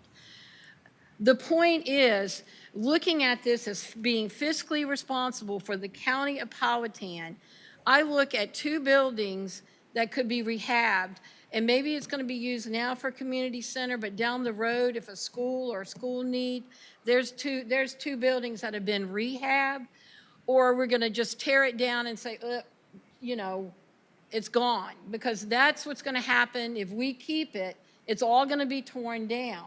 And to me, being a business person, I just cannot see that that's being fiscally responsible for the people of Powhatan County. And we're not just sitting here saying it's the Board of Supervisors versus the school board. I'm looking at the fact of what's helping our county. And we have to remind ourselves that this county is dealing with a really big problem. 93% of the revenue comes from real estate taxes and personal property taxes. Only 7% is coming from the commercial. So we are going to have a really hard time increasing the revenue for this county. Data centers may help, but that's still at least 5 years down the road. So we're going to have a really tight budget. And this community space is going to be very helpful for the community. And ultimately, let's face it, if we need more space for schools, it's not us that has to come up with the money. The Board of Supervisors has to come up with the money, because that's where the money comes from for CIP projects. That's out of our control. So if we had a school need and they've got 2 buildings they renovated and we needed that, it would be really hard for someone being fiscally responsible to say, no, you can't have it. That's my point. And yeah, I would love to have the money and renovate it and use it for a school need, but we don't have a school need right now for those 2 buildings that we can justify. And also, our enrollment has decreased. Now, of course, some of that was our staff did an excellent job at finding people that were coming here that really didn't live in Powhatan. But the trends that I looked up, and I can't think of, maybe Dr. Tigan can help me, that gives you the trends over the years of what schools, what is that report? I looked it up. I have it saved at home. You mean like the projections? Yeah, for enrollment. It has a name for it with population growth per county. We don't look like we're seeing a mass increase in this county because, as we all know, we're having a very halt to any kind of growth in residential. So I'm not really worried that it's going to be this huge explosion of kids coming in. So I'm just looking at it that this is a building that the county has the money to do it because it's in their CIP that can be saved and used by residents of this county. And I would hope that someday if there was a need for the schools, that they're responsible for providing buildings that we need. The buildings of Powhatan County, they're not owned by any person. They're owned by the taxpayers. So I just want to be responsible to the taxpayers of Powhatan County. And this year, they can't take money away from us, Dr. Taylor. They voted, it's ours for this year. Well, There's again, we're not talking about just now. I know. They'll take it away next year and we'll never have it again. We don't, But that's the argument you two have been using is, it's free, we won't have this. So you're making the implication that we'll have all of this slush money in our budget, and that's just not true. Yeah, but And let me add one more thing.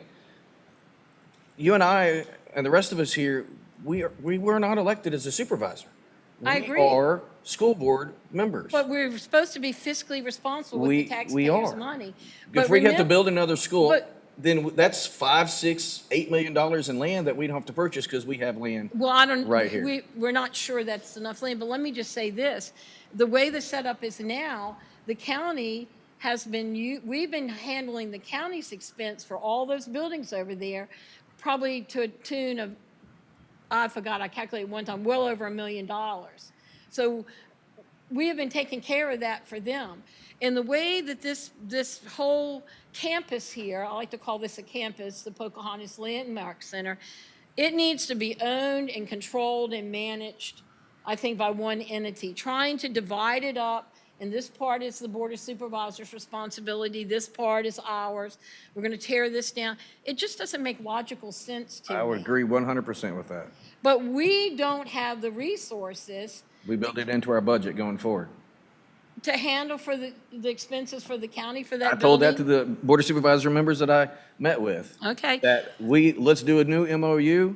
You guys can use the facilities as you've been doing. We're no longer going to hound you about the bill that you're not paying, which is $180,000 or so for this year. Yeah, and it's. We're not going to hound you for that anymore, but we're going to build it into our budget going forward. And you won't get a bill. You'll be living on a free dime.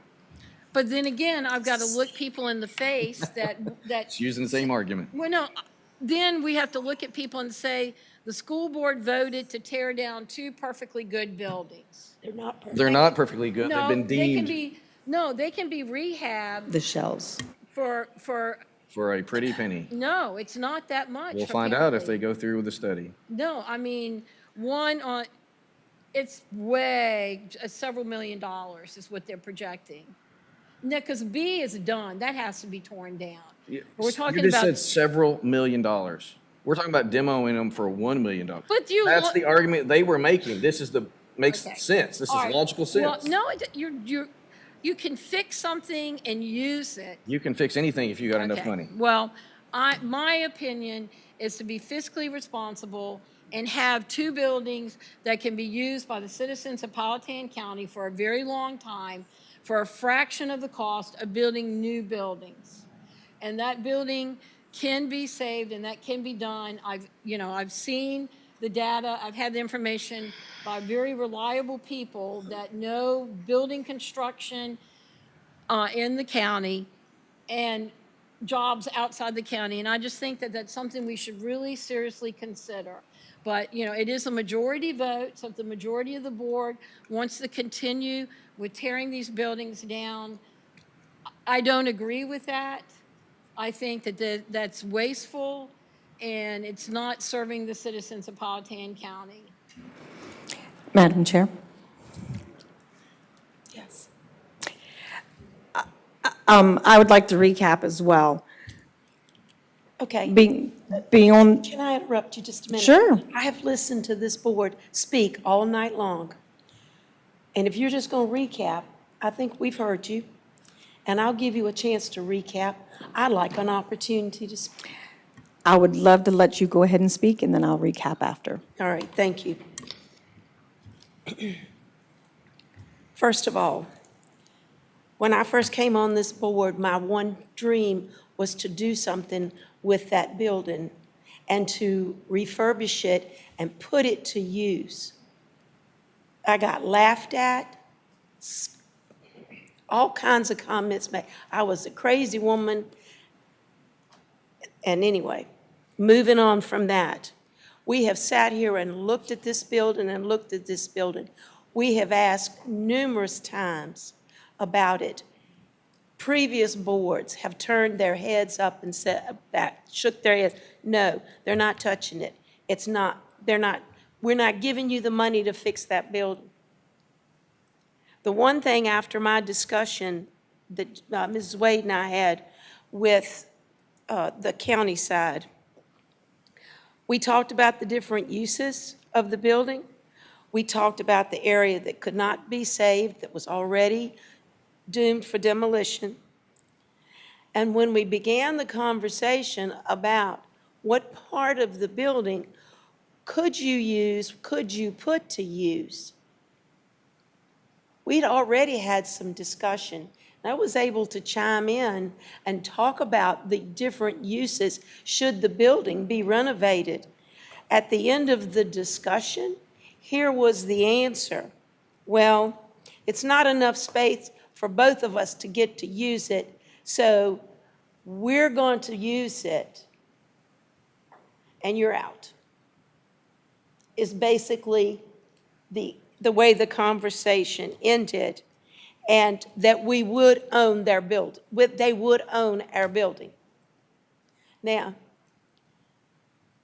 for me, that's a fine example of bullying, intimidation, all these other things that you could say about it, but I'll just call on those two. We've tried to do business with the Board of Supervisors. They went for 4 or 5 years and they didn't pay their expenses. That somehow got picked up by us, okay? We've asked that the parking lot out here be worked on and fixed, extended. That plan was 4 or 5 years old already. Nothing has been done. They were supposed to be responsible for taking care of the parking lot and getting it back to par instead of all the grass and holes and everything that's growing up in it. Nothing has been done.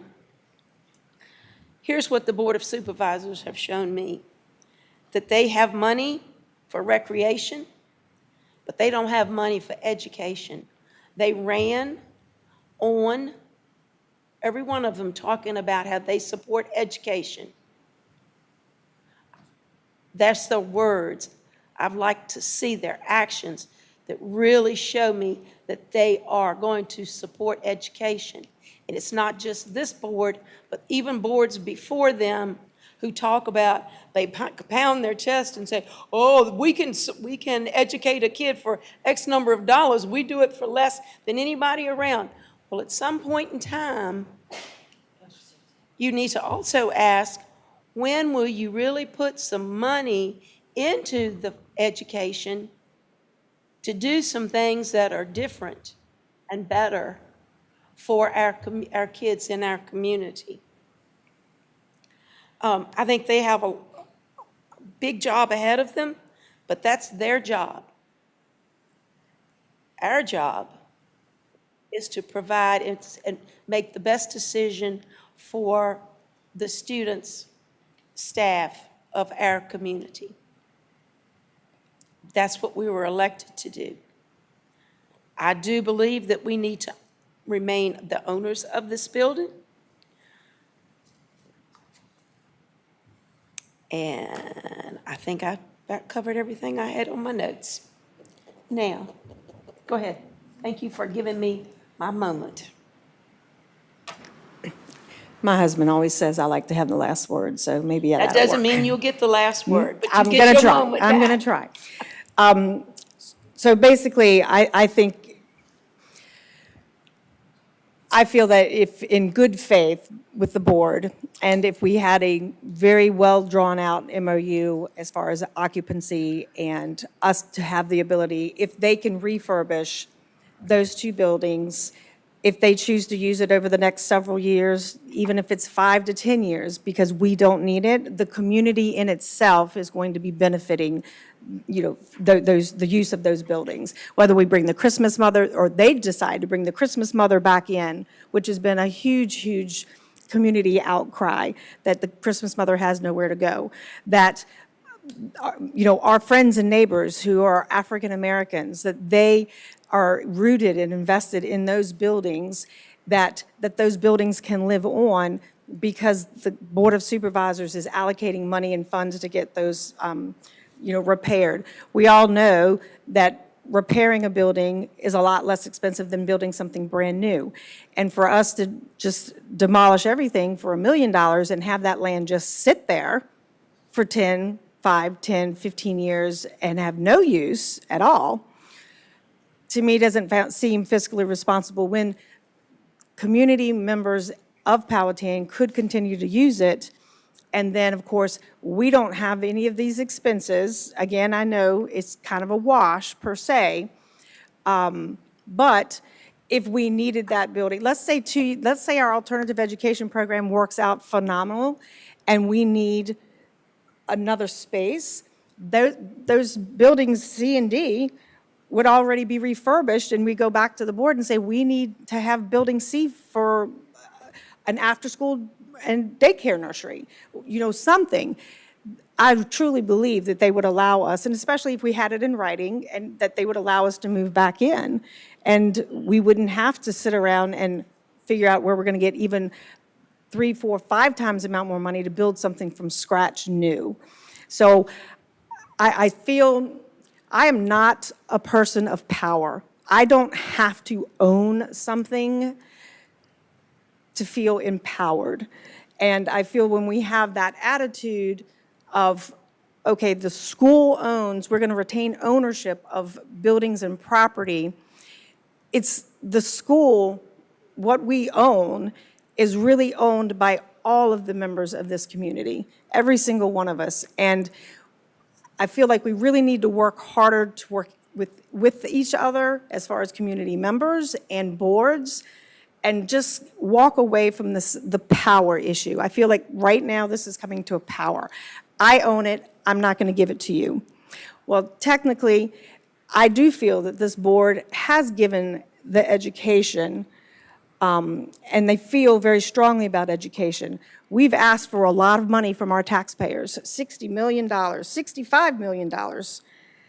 We've asked a lot of money from the Board of Supervisors to allocate to us that's coming out of our tax person's pockets, my pocket. I feel that both boards should be able to work together and see the long-term vision, what we can retain, how we can work together, and again, not be bullies, and also really look at the future and the opportunity, what we can do. There's my recap. I would like to be in favor to let the Board of Supervisors find the funds, repair the buildings of C and D, and them give us rights, lifetime rights to the buildings and or for future use. I don't have a recap, but I just have a comment Yes, that ma'am. was made that we did find a use for one of the buildings, which is not a historic building. Let me just correct that. Everybody seems to be very confused that those wings are historic. They are not. This part and this part was the historic part, and that's why it was salvaged originally. We asked in our meeting, Susan and I, about doing alternative education program in one of the hallways. And we were told that you can't have they weren't going to have our students with the general public. So we have a need for a hallway, but we were told when they take it over, we can't use it. So how is that asking? think it's a false Right. concept to all- think that they're going to come in, renovate the building, take over the building, use it, And then put give it it to back. use, get people in it, and then say, oh, by the way, now y'all got to get out. I just don't see that happening. No. Ever. So that's all I wanted to say about that, that we were told specifically that we couldn't use students here while they were using the building. Yeah. That's, was an exact quote. Well, if Be the a bit- Board of Supervisors do not take it, there will be no buildings. It's going to be torn down and it'll be dirt That's fine. there. So. It'll have to be, It's hey, that was almost the like original you're plan. cutting your nose off to spite your face, in my opinion. Okay. And also, when it comes to alternative education, the research I've done, those programs are best served in the individual schools because the instructional aides and the behavior specialists need to be able to take the child back to their regular classrooms, class schedule, and help them acclimate themselves back appropriately in a setting. So I think having them off campus kind of defeats that whole purpose of getting them back with the general ed population. You know, I hate that, you know, we can't, Board of Supervisors and school board can't sit down and come to some solution, because I just hate, it's like, you know, if we don't get our toy, we're just gonna break it. Or almost kind of mentality. Isn't that what they did? No, they're trying to save. The- Save the building, but you gotta give it to us. Miss Hurt, they picked the fight. Okay, The well, meeting I was sitting in, they picked the fight. They could have come in with a whole different presentation, a whole different demeanor. Maybe your experience was different than mine, but mine was push you in a corner, you will do this or you will not get X. Or if you want X, you better do this. I don't play that way. I might have been a little bit more sympathetic, though I still probably would have held to these 4 things I laid out, because I was there last year, I was there 2 years before that.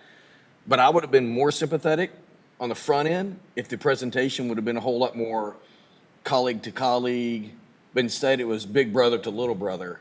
There's no respect there, and I can't work with that. I guess I was lucky I didn't have that experience, that they were all, I talked to all 5 of them because I was missing a workshop meeting, and each of them gave a very professional, we're a team together, let's solve this problem together, let's help the people of Powhatan County, let's do do the best thing for our constituents, and that was the approach they had with me. So I'm sorry that somehow that came across for you guys, that it wasn't that way. You know, I think we beat that. Every one of us, everyone knows what our opinion is on it. So it's no sense in continuing discussing it, because we're not going to change our opinions or the paths that we're choosing. And that's just, that's just the way it is. We're 5 different people.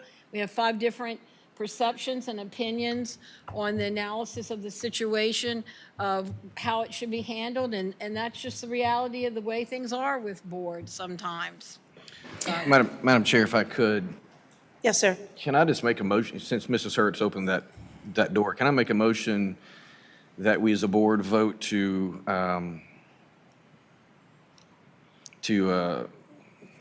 Move forward.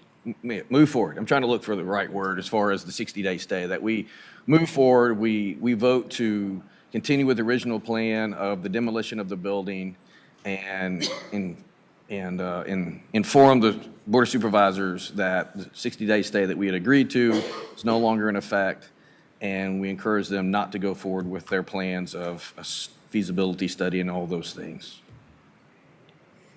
Is that a motion? Yes, ma'am, that's my motion. I'll second. All right, let's have a roll call vote, please. Does everybody understand the motion? Yes. Can I get a nod? Everybody understands it? All right. District 1, No. District 3, Aye. District 4, Aye. District 5, No. District 2. Yes. So that motion carries 3-2. Now, moving right on to our next item of discussion, Virginia Center for Inclusive Communities. Dr. Tigan, take it away. Yes, ma'am. When we had entered into the first agreement with VCIC in the spring of last year, it was something that we intended to continue. Funding has been a concern, but we still had specific work that we wanted to do. And so we worked with VCIC to create a plan that was really our plan that they're helping implement. And so that plan is really taking some of the things that we've experienced over the last year and helping the principals and assistant principals really lead those conversations. Because if the change isn't happening in the leadership of our school, things aren't necessarily going to change. And so we want to empower them to be the leaders of this in their school, of making sure that, you know, per our strategic plan, that there's a sense of inclusivity for all of our students, regardless of their backgrounds. And so this is the contract they provided us with. And knowing that funding was an issue, they were able to provide us with a $1,500 grant. And so our cost will be $500. And I have some outside funds that have been provided to me that it isn't county dollars. All right, and this is a follow-up with the support that we have given and continue to give for our assistant principals. Principals and assistant principals. We've really worked with teachers and with our students this last year, and we really want to work with our leaders in our building. And so that'll be a main portion of it, you know, along with possibly some of their teacher leaders and so on in the building. All right, and we are all good on the parameters in which we will be working around and the goals that they will be. They're working our plan that, quite honestly, you know, Dr. Stewart, Ms. Jarman, and myself sat down to create what we felt we needed, and laid that out for them and presented it to them, and they came back, and we've massaged it back and forth so that, you know, everyone's comfortable, we're comfortable with what we're getting, and they're comfortable to be able to provide it in the manner we've requested. Right. And I mean, we know from some of the behaviors we're seeing in our school, this is still very much needed. All right. Do I have comments from the board? Yeah, Madam Chair, if I have a quick question. Yes, sir. Dr. Tigan, the word inclusive is a little bit of a hot button word, and it's in the title of this organization. So it means different things to different people. Can you assure us that VCIC and the service they're gonna be providing reflects Powhatan's beliefs, values, and culture here? Or is it gonna be something that's gonna become controversial and create a firestorm that we don't want or need? I hear your question. Don't anticipate that. I mean, one of the things is the fact of our team working with them through this. Do we have any controversy when they came in and worked with our students? Was Not, there any negative feedback before? no, not that I heard. So we're able to adapt what training or resources they would give to fit us, rather Yes. than just plug and play. It has been individualized to what we've said that we want. Okay. And that was, That gives you me a know, little part bit. of the process. That gives me more assurance, so I appreciate that. We don't need more controversy in our, No, we don't. on either end of anything. Let's do education, let's make sure kids can read and write and know science, and we don't need political agendas anywhere. So that's a hot button word, and that's why I'm concerned about it. But Yeah, we talk about it as a sense of belonging. And I think when things become hot button words, people taking things out of context, but I think that is really what we're saying. We want every adult in our building to feel as if they belong there. We want every child to feel as if they belong there. And that is about having a sense of being respected and valued. And I see our student liaison down there shaking her head. Isn't that what we expect? What we expect and what you expect? No, I'm for all of that, but I wouldn't be in favor of the way inclusivity is maybe sometimes. We're not preaching Realized. politics. We're really talking about our individual students and our staff about that sense of belonging as I defined it. Madam Chair, Yes, ma'am. I got some calls on this when we initially did this a year ago, and I had some calls regarding it today. People were concerned what happened in the past. This was before your time with us, and there was a huge public outcry, concerns with this organization. And just by its title, it has made some alarms. Now, I'm all for making sure everyone feels loved, welcome, nourished, compassion, educated.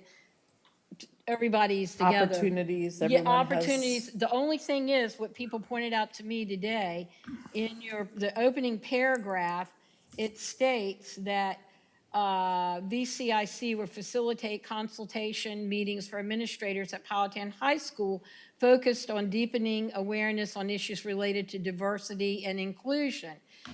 And I mean, I understand what their goal is, but that definition doesn't quite fit what we're saying. I mean, that we're wanting to be a nurturing, supportive environment for all our students is what our goal is, and that for everyone to feel a part of it.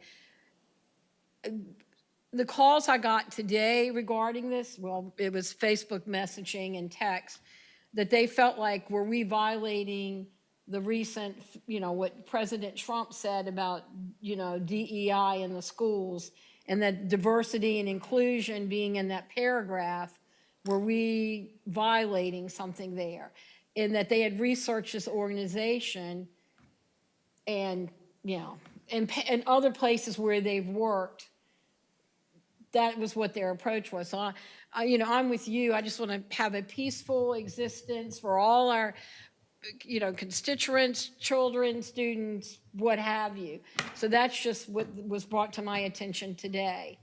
And, to let people know that the goal of this is not, No, I mean, I can give you examples too that, like some of the things, and this has been talked about by our teachers. I mean, diversity in engineering is having girls. Why don't we Right. have girls those are types of things that is about what seeking diversity, that they feel they can be successful in well, in that I'm all for course. girls in science. I know, but Indeed. that's one that's come up that, Right. teachers have actually talked to us about, where we're underrepresented. There's all kind of ways you can be underrepresented. I and think it's we just the want name everyone. of Yeah, the name of the organization and its past history that's hurting us. I'm not doubting what the plan is for them. I'm just saying the past history that goes back, way back initially that's the problem. People say, oh, I know that organization, that's just trouble. And all of us fought to get it out of our school. So that unfortunately is tainting what they're trying to do.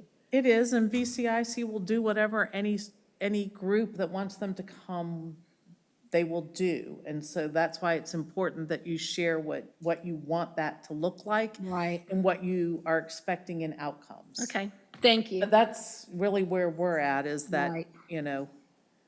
All of our kids need to feel, and staff, they don't need to feel lesser because they teach one Oh, thing versus everyone should another, feel or they're equal. young versus old. There's Right. that diversity. Left-handed and right, I just remember the class. I that we wish I took, was left-handed, the because left-handed left-handed or the people are right-handed? very creative. I know.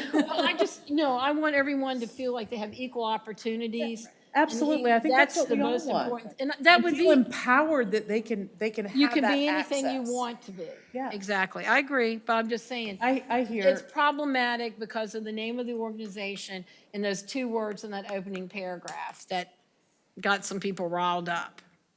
Hopefully, if they listen to our discussion tonight, it will be more clear to them.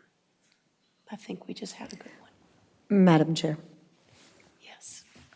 I would just like to give an opinion. I too received several calls over the last few days in regards to this particular organization. So I think that is the most of the concern is the past history of the VCIC, and during the, I guess I could refer to the COVID years, that there was a lot of controversy with this particular organization. And so I do have concerns about bringing this organization back into the school district. And, you know, the opportunity that we are making sure that we're serving, you know, all of our constituents. Again, acceptance, love, understanding, feeling welcome and included with everything should always be what we are focused on. I just believe this particular organization, I personally, you know, am still not very comfortable with. Do you remember the workshop we did with them? Oh, I do. Okay. And to me, I didn't feel it was very successful. Actually, I think we have, even in our own division here, we have an amazing department that we could teach this. You know, that we have great people, you know, in our student services, you know, that we can, you know, really provide, you know, a lot of this education. But, you know, I'm just sharing my opinion. Well, and I appreciate that, and I will say, you know, to your concern, Mrs. Hurt, which is one I can address, I will ask them to change that language in this contract from diversity inclusion to that sense of belonging, which is what. And equal opportunities for all. So. I believe that's a fair middle ground, and I appreciate that. I support that 100%. Maybe, yeah, fair, equal opportunity, equality, you know, rather than equity. Just try to avoid those buzzwords because we don't want to go down that road. So, do we need to call for a vote, Madam Chair? It's about my bedtime, you know. Literally. Well, Dr. Taylor, I would not want you to miss I a know. moment of your I beauty get up at 4 sleep. a.m. Morning comes early, you know. All right. I'm just, Yes, I think this was on the consent agenda, so we do need to have a vote. Got to get a motion. I'll make it. Please, unless y'all want to sit here longer tonight, because we can't go any further without one. All right. Madam Chair, I move for the approval of the Virginia Center for Inclusive Communities. Madam Get a Chair, second. I'll second. Thank you. Now can we have a vote? Do we need a roll call vote on this one? Let's try it. District 1, Yes. District 3, Yes. District 4, Yes. District 5. Yes, I'm always last. Because number 5 comes after 4. And you're not last. I'm always last. And District 2, yes.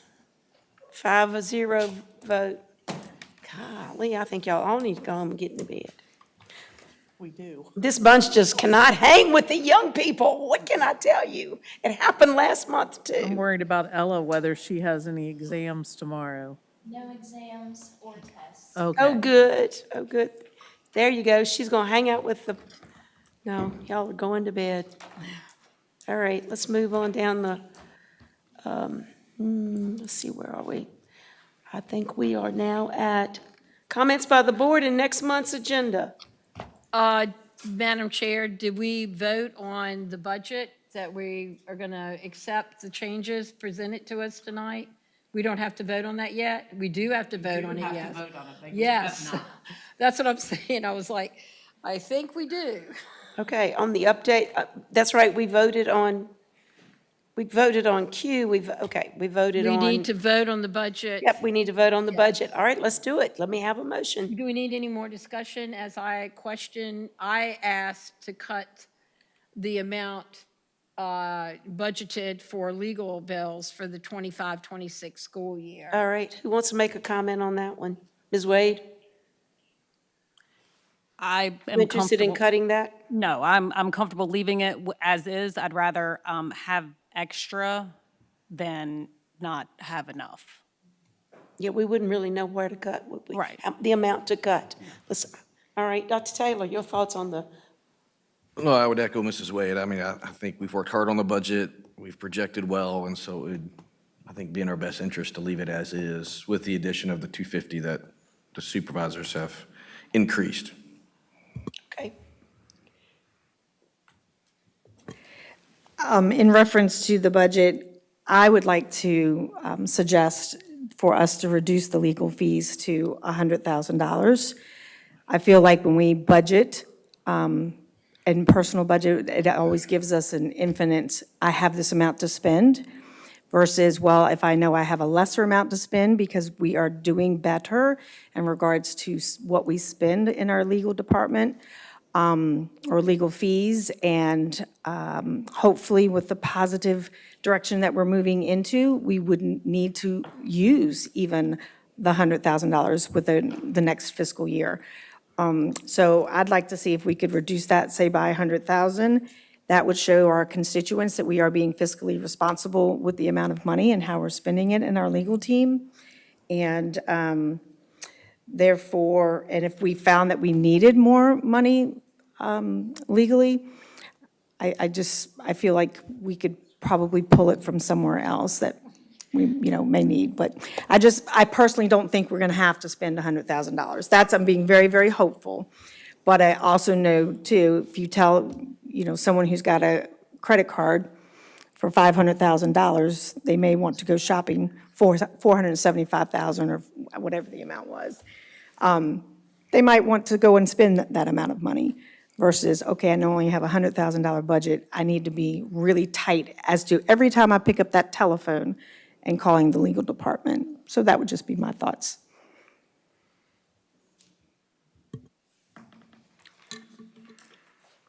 Okay, let's see. So there are two people who want to cut the budget or change the budget amount. The money that's in our budget at the end of the year that we don't spend goes into our CIP.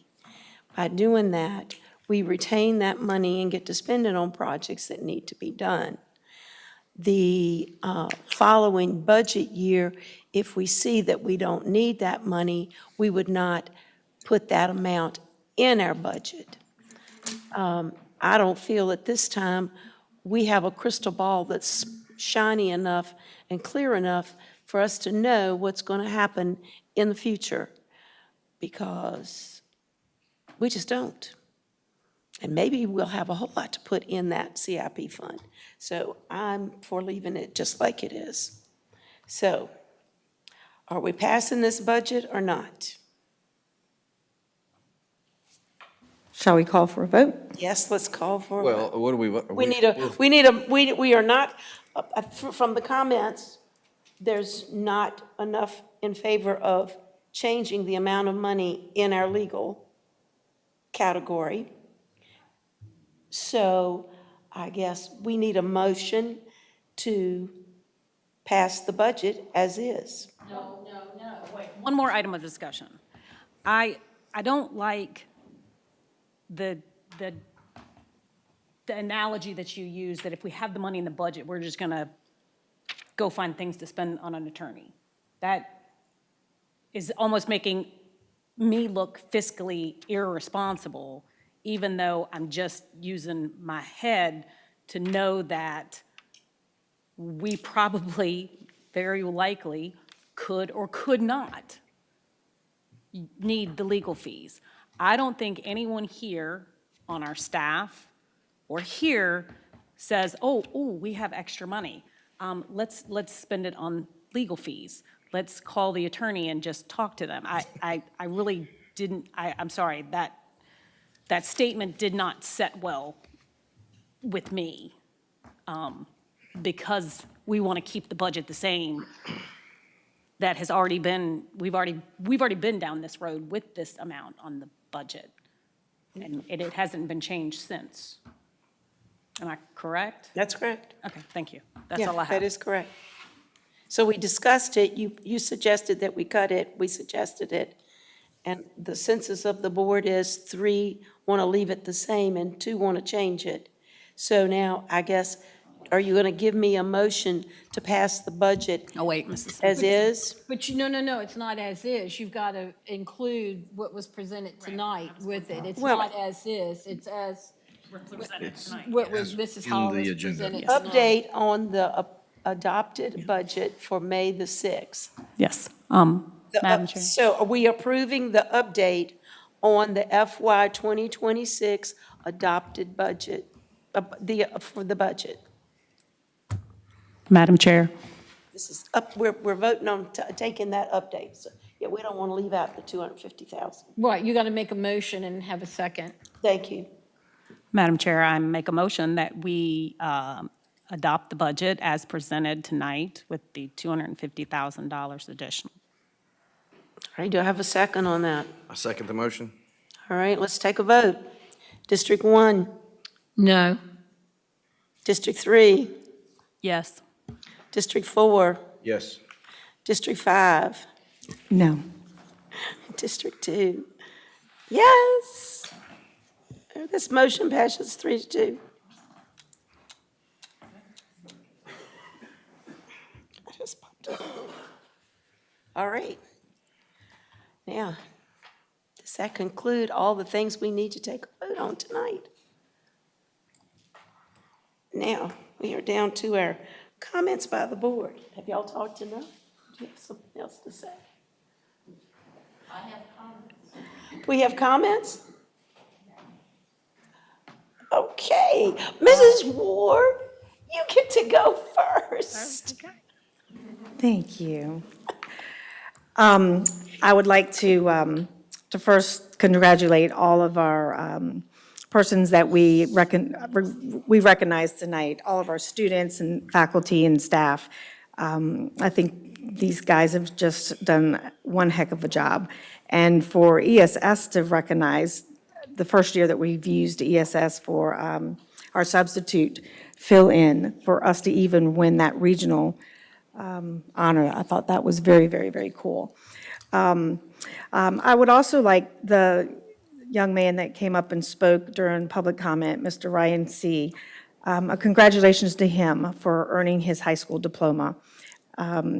You know, unfortunately, he is the student that was caught in between the fire zone. And I would just, you know, again, like to congratulate him on his accomplishments, how everything shook out and shakes out. Really, it does affect him, and it has affected him, but he was still able to conquer and get that high school diploma. So I'm very happy for him in regards to that. And as far as, you know, the decision on us with the land and not transferring that over to the county, I guess I just hope we don't make a mistake that now we have complete ownership over a plot of dirt versus we could have had use for the county, for them to use those particular buildings and, you know, with the opportunity of maybe to have grown into that area if we needed it again. So, and I reckon the other thing that I would really like to say is, you know, in regards to, my no vote on the budget was really, I feel, all the persons that I've represented in my district, that has been the main focus of getting me elected in the seat, was to try and control our legal fees and what we're spending them on. And I don't think I let my people down in my district. So that's the end of my comments. Madam Chair, I don't think I have anything further to add than what I've already said tonight, so I have no comments. Mrs. Wade. I actually have something kind of positive. So on Thursday, our Career Workforce Development Board had our, I guess you want to say, a competition for our their scholarships. These students had to present an essay, a resume, and then they had to do a speech for us, like a presentation. And I have to say that I was quite impressed with all of the students. They had to be nominated by their teacher, and they had to do an essay on what career workforce development has done for them, their next plans. The resumes were very well written. The essays were, I was quite impressed, and the interviews were, out of the I think I did 3, they were excellent. So kudos to Career Workforce Development, Mrs. Garrett, thank you very much. And yeah, that's all I have. Thank you. Yes, sir. Okay, so looking for things down the road, we can start thinking about it. I know there's been a lot of discussion on the calendar, and that there's research out there that says high school kids should go later, elementary school students should go earlier. So I hope, and I intend in my town halls in the fall to do simply listening tours, to listen to the public, because I know this is quite controversial, because parents like the older kids getting home first so they can babysit the younger kids. But then I hear from parents that have high school kids that say, oh, they need to sleep later. So I think we need to really address this. I know other school systems have been, but I think the first step is a listening tour, so to say, to hear what the students have to say about it, your job, and hear what, the parents and the community has to say, how it affects businesses that employ part-time workers, how it affects athletics, because I know, that when we have athletics with other localities and so forth, so that's very important. One of my main focus is on student outcomes. I have asked the superintendent, and I know she's excellent in getting this data. I'm a number data person. I like to quantify everything. That from our final report cards, based on each subject area for elementary school, to know the numbers of the children that are, the students that are below grade level, because a constituent has done extensive work on gathering honor roll data, and we still have a huge number of kids on honor roll. And I just want to make sure that we don't have kids on honor roll that are below grade level, because that's really sending the wrong message. That if you look at a certain grade level and you've got more kids below grade level than you have on honor roll, just something's not matching up. So I'll be happy to see that data when report cards come out. Who knows? Maybe we should even get rid of honor roll, because it's a throwback on everybody gets a trophy, and it may send the wrong message to our parents. I know we did get rid of it, I believe, in first and second grade? And I think, so parents are more focused on what my child's achieved, what my child needs to work on, than just checking the box, oh, they're on honor roll, no problem here. I don't know. I just think that is something that I hope that we'll start thinking about in the fall, or maybe, this summer, look at that. Bullying is horrible. I'm so happy to see the report tonight that we're doing. The rights and responsibilities, I will definitely go through and read every word of that to make sure that we're doing everything we can on bullying. Bullying's a horrible situation, and what happened in Amelia, I don't want that ever to happen anywhere else. And that is really critical. The sick leave bank policy, I know that's very costly for the schools, but I think next fall we need, to really start looking at that and understanding how that impacts our budget. I know there was a proclamation, a resolution from the Powhatan Republican Committee regarding SBMA versus VSBA. And actually, if we went with SBMA, they provide the same services, and it's actually like $5,000 a year cheaper. So, I'll throw that out there when we're evaluating that. So it is $5,000 a year cheaper. I noticed that our superintendent tonight left us 2 books to read this summer. I'm all for professional development. Thank you, Dr. Teigen. I think it's important as on the school board, particularly in the area of instruction and curricula. That's our main duty, is to understand what's happening in our schools. And I really appreciate those books, and I'll start reading mine immediately. I would say, we'll give you more instruction as we get Yes. through, but we wanted to take this opportunity to distribute the books. people can manage their time accordingly. Yes, but thank you. I think that's very important. As school board members, we need to understand instruction and the curricula out there. I am very pleased with, so far, I noticed the discipline reports that we've seen from within the school. I know it's a short, you said, oh, it's because it's shorter weeks, but I really am proud. I think our administration is doing a good job to try to get our kids, our students, to act appropriately in our schools. And that makes me really happy. And I'm just, not just because it was a little bit shorter time period, but I want to think that we're getting better and our students are starting to really be a community, and we don't have to have as many discipline areas. So thank you. Thank you. Oh, my turn. Oh, first let me ask our new liaison. Let me say we are so happy to have you with us. And after being with us this evening, is there anything you'd like to share? Okay, good.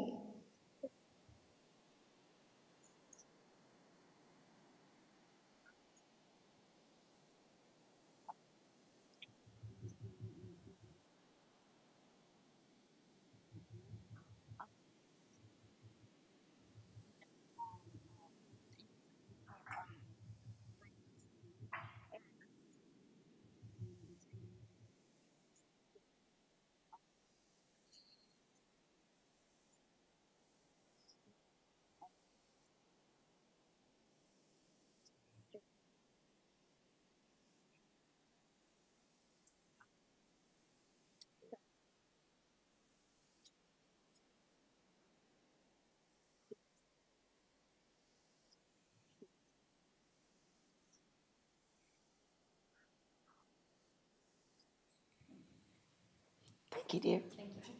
Very nicely done. All right. I'd like to just echo the congratulations, not only to the students that were recognized here, but also the adults that accompany those students and supporting the work and activities for our school division. The sick bank, I know that this is something that we have discussed. I don't know if there's anything that can be done to help now in regards to some specific and special needs of some of our staff members. But maybe we could look into that, at least try to look into that, to see if there is something. I don't know. And Be happy to make a recommendation or two and try to put some pros and cons to them so that you all can see, and maybe you have something that there's something that you feel is doable at this point in the year. Okay, thank you for that, Dr. Tigan. But, and I'm just going to make one comment about legal fees. We don't, as a school division, go looking for court cases or things to take to court. We due processes are filed, and we respond to that action as we have to, and we are legally bound to. And that is part of supporting our school division in that respect. I'm not real sure why we get so pounded on. We've tried to explain this to the community, and I'm sorry they don't hear it. But it's not like we want to spend money with these attorneys, although they seem to be very nice people. I'd like to spend our money in many other places. So at any rate, that is my last comment for the evening, Dr. Tigan. You get to go next. Good night. All right. Oh, yes. Well, wait a minute, y'all. We got one more little section, Daniel, called public comment period. Do we have anyone? Sure, bless y'all for not coming and signing up. Don't you want to come up and just speak anyway, Mr. Mike? Come on, Leslie. I know y'all got something for us. Come on, come on. As long as I don't have to read that whole big paragraph again. All right. This meeting is adjourned.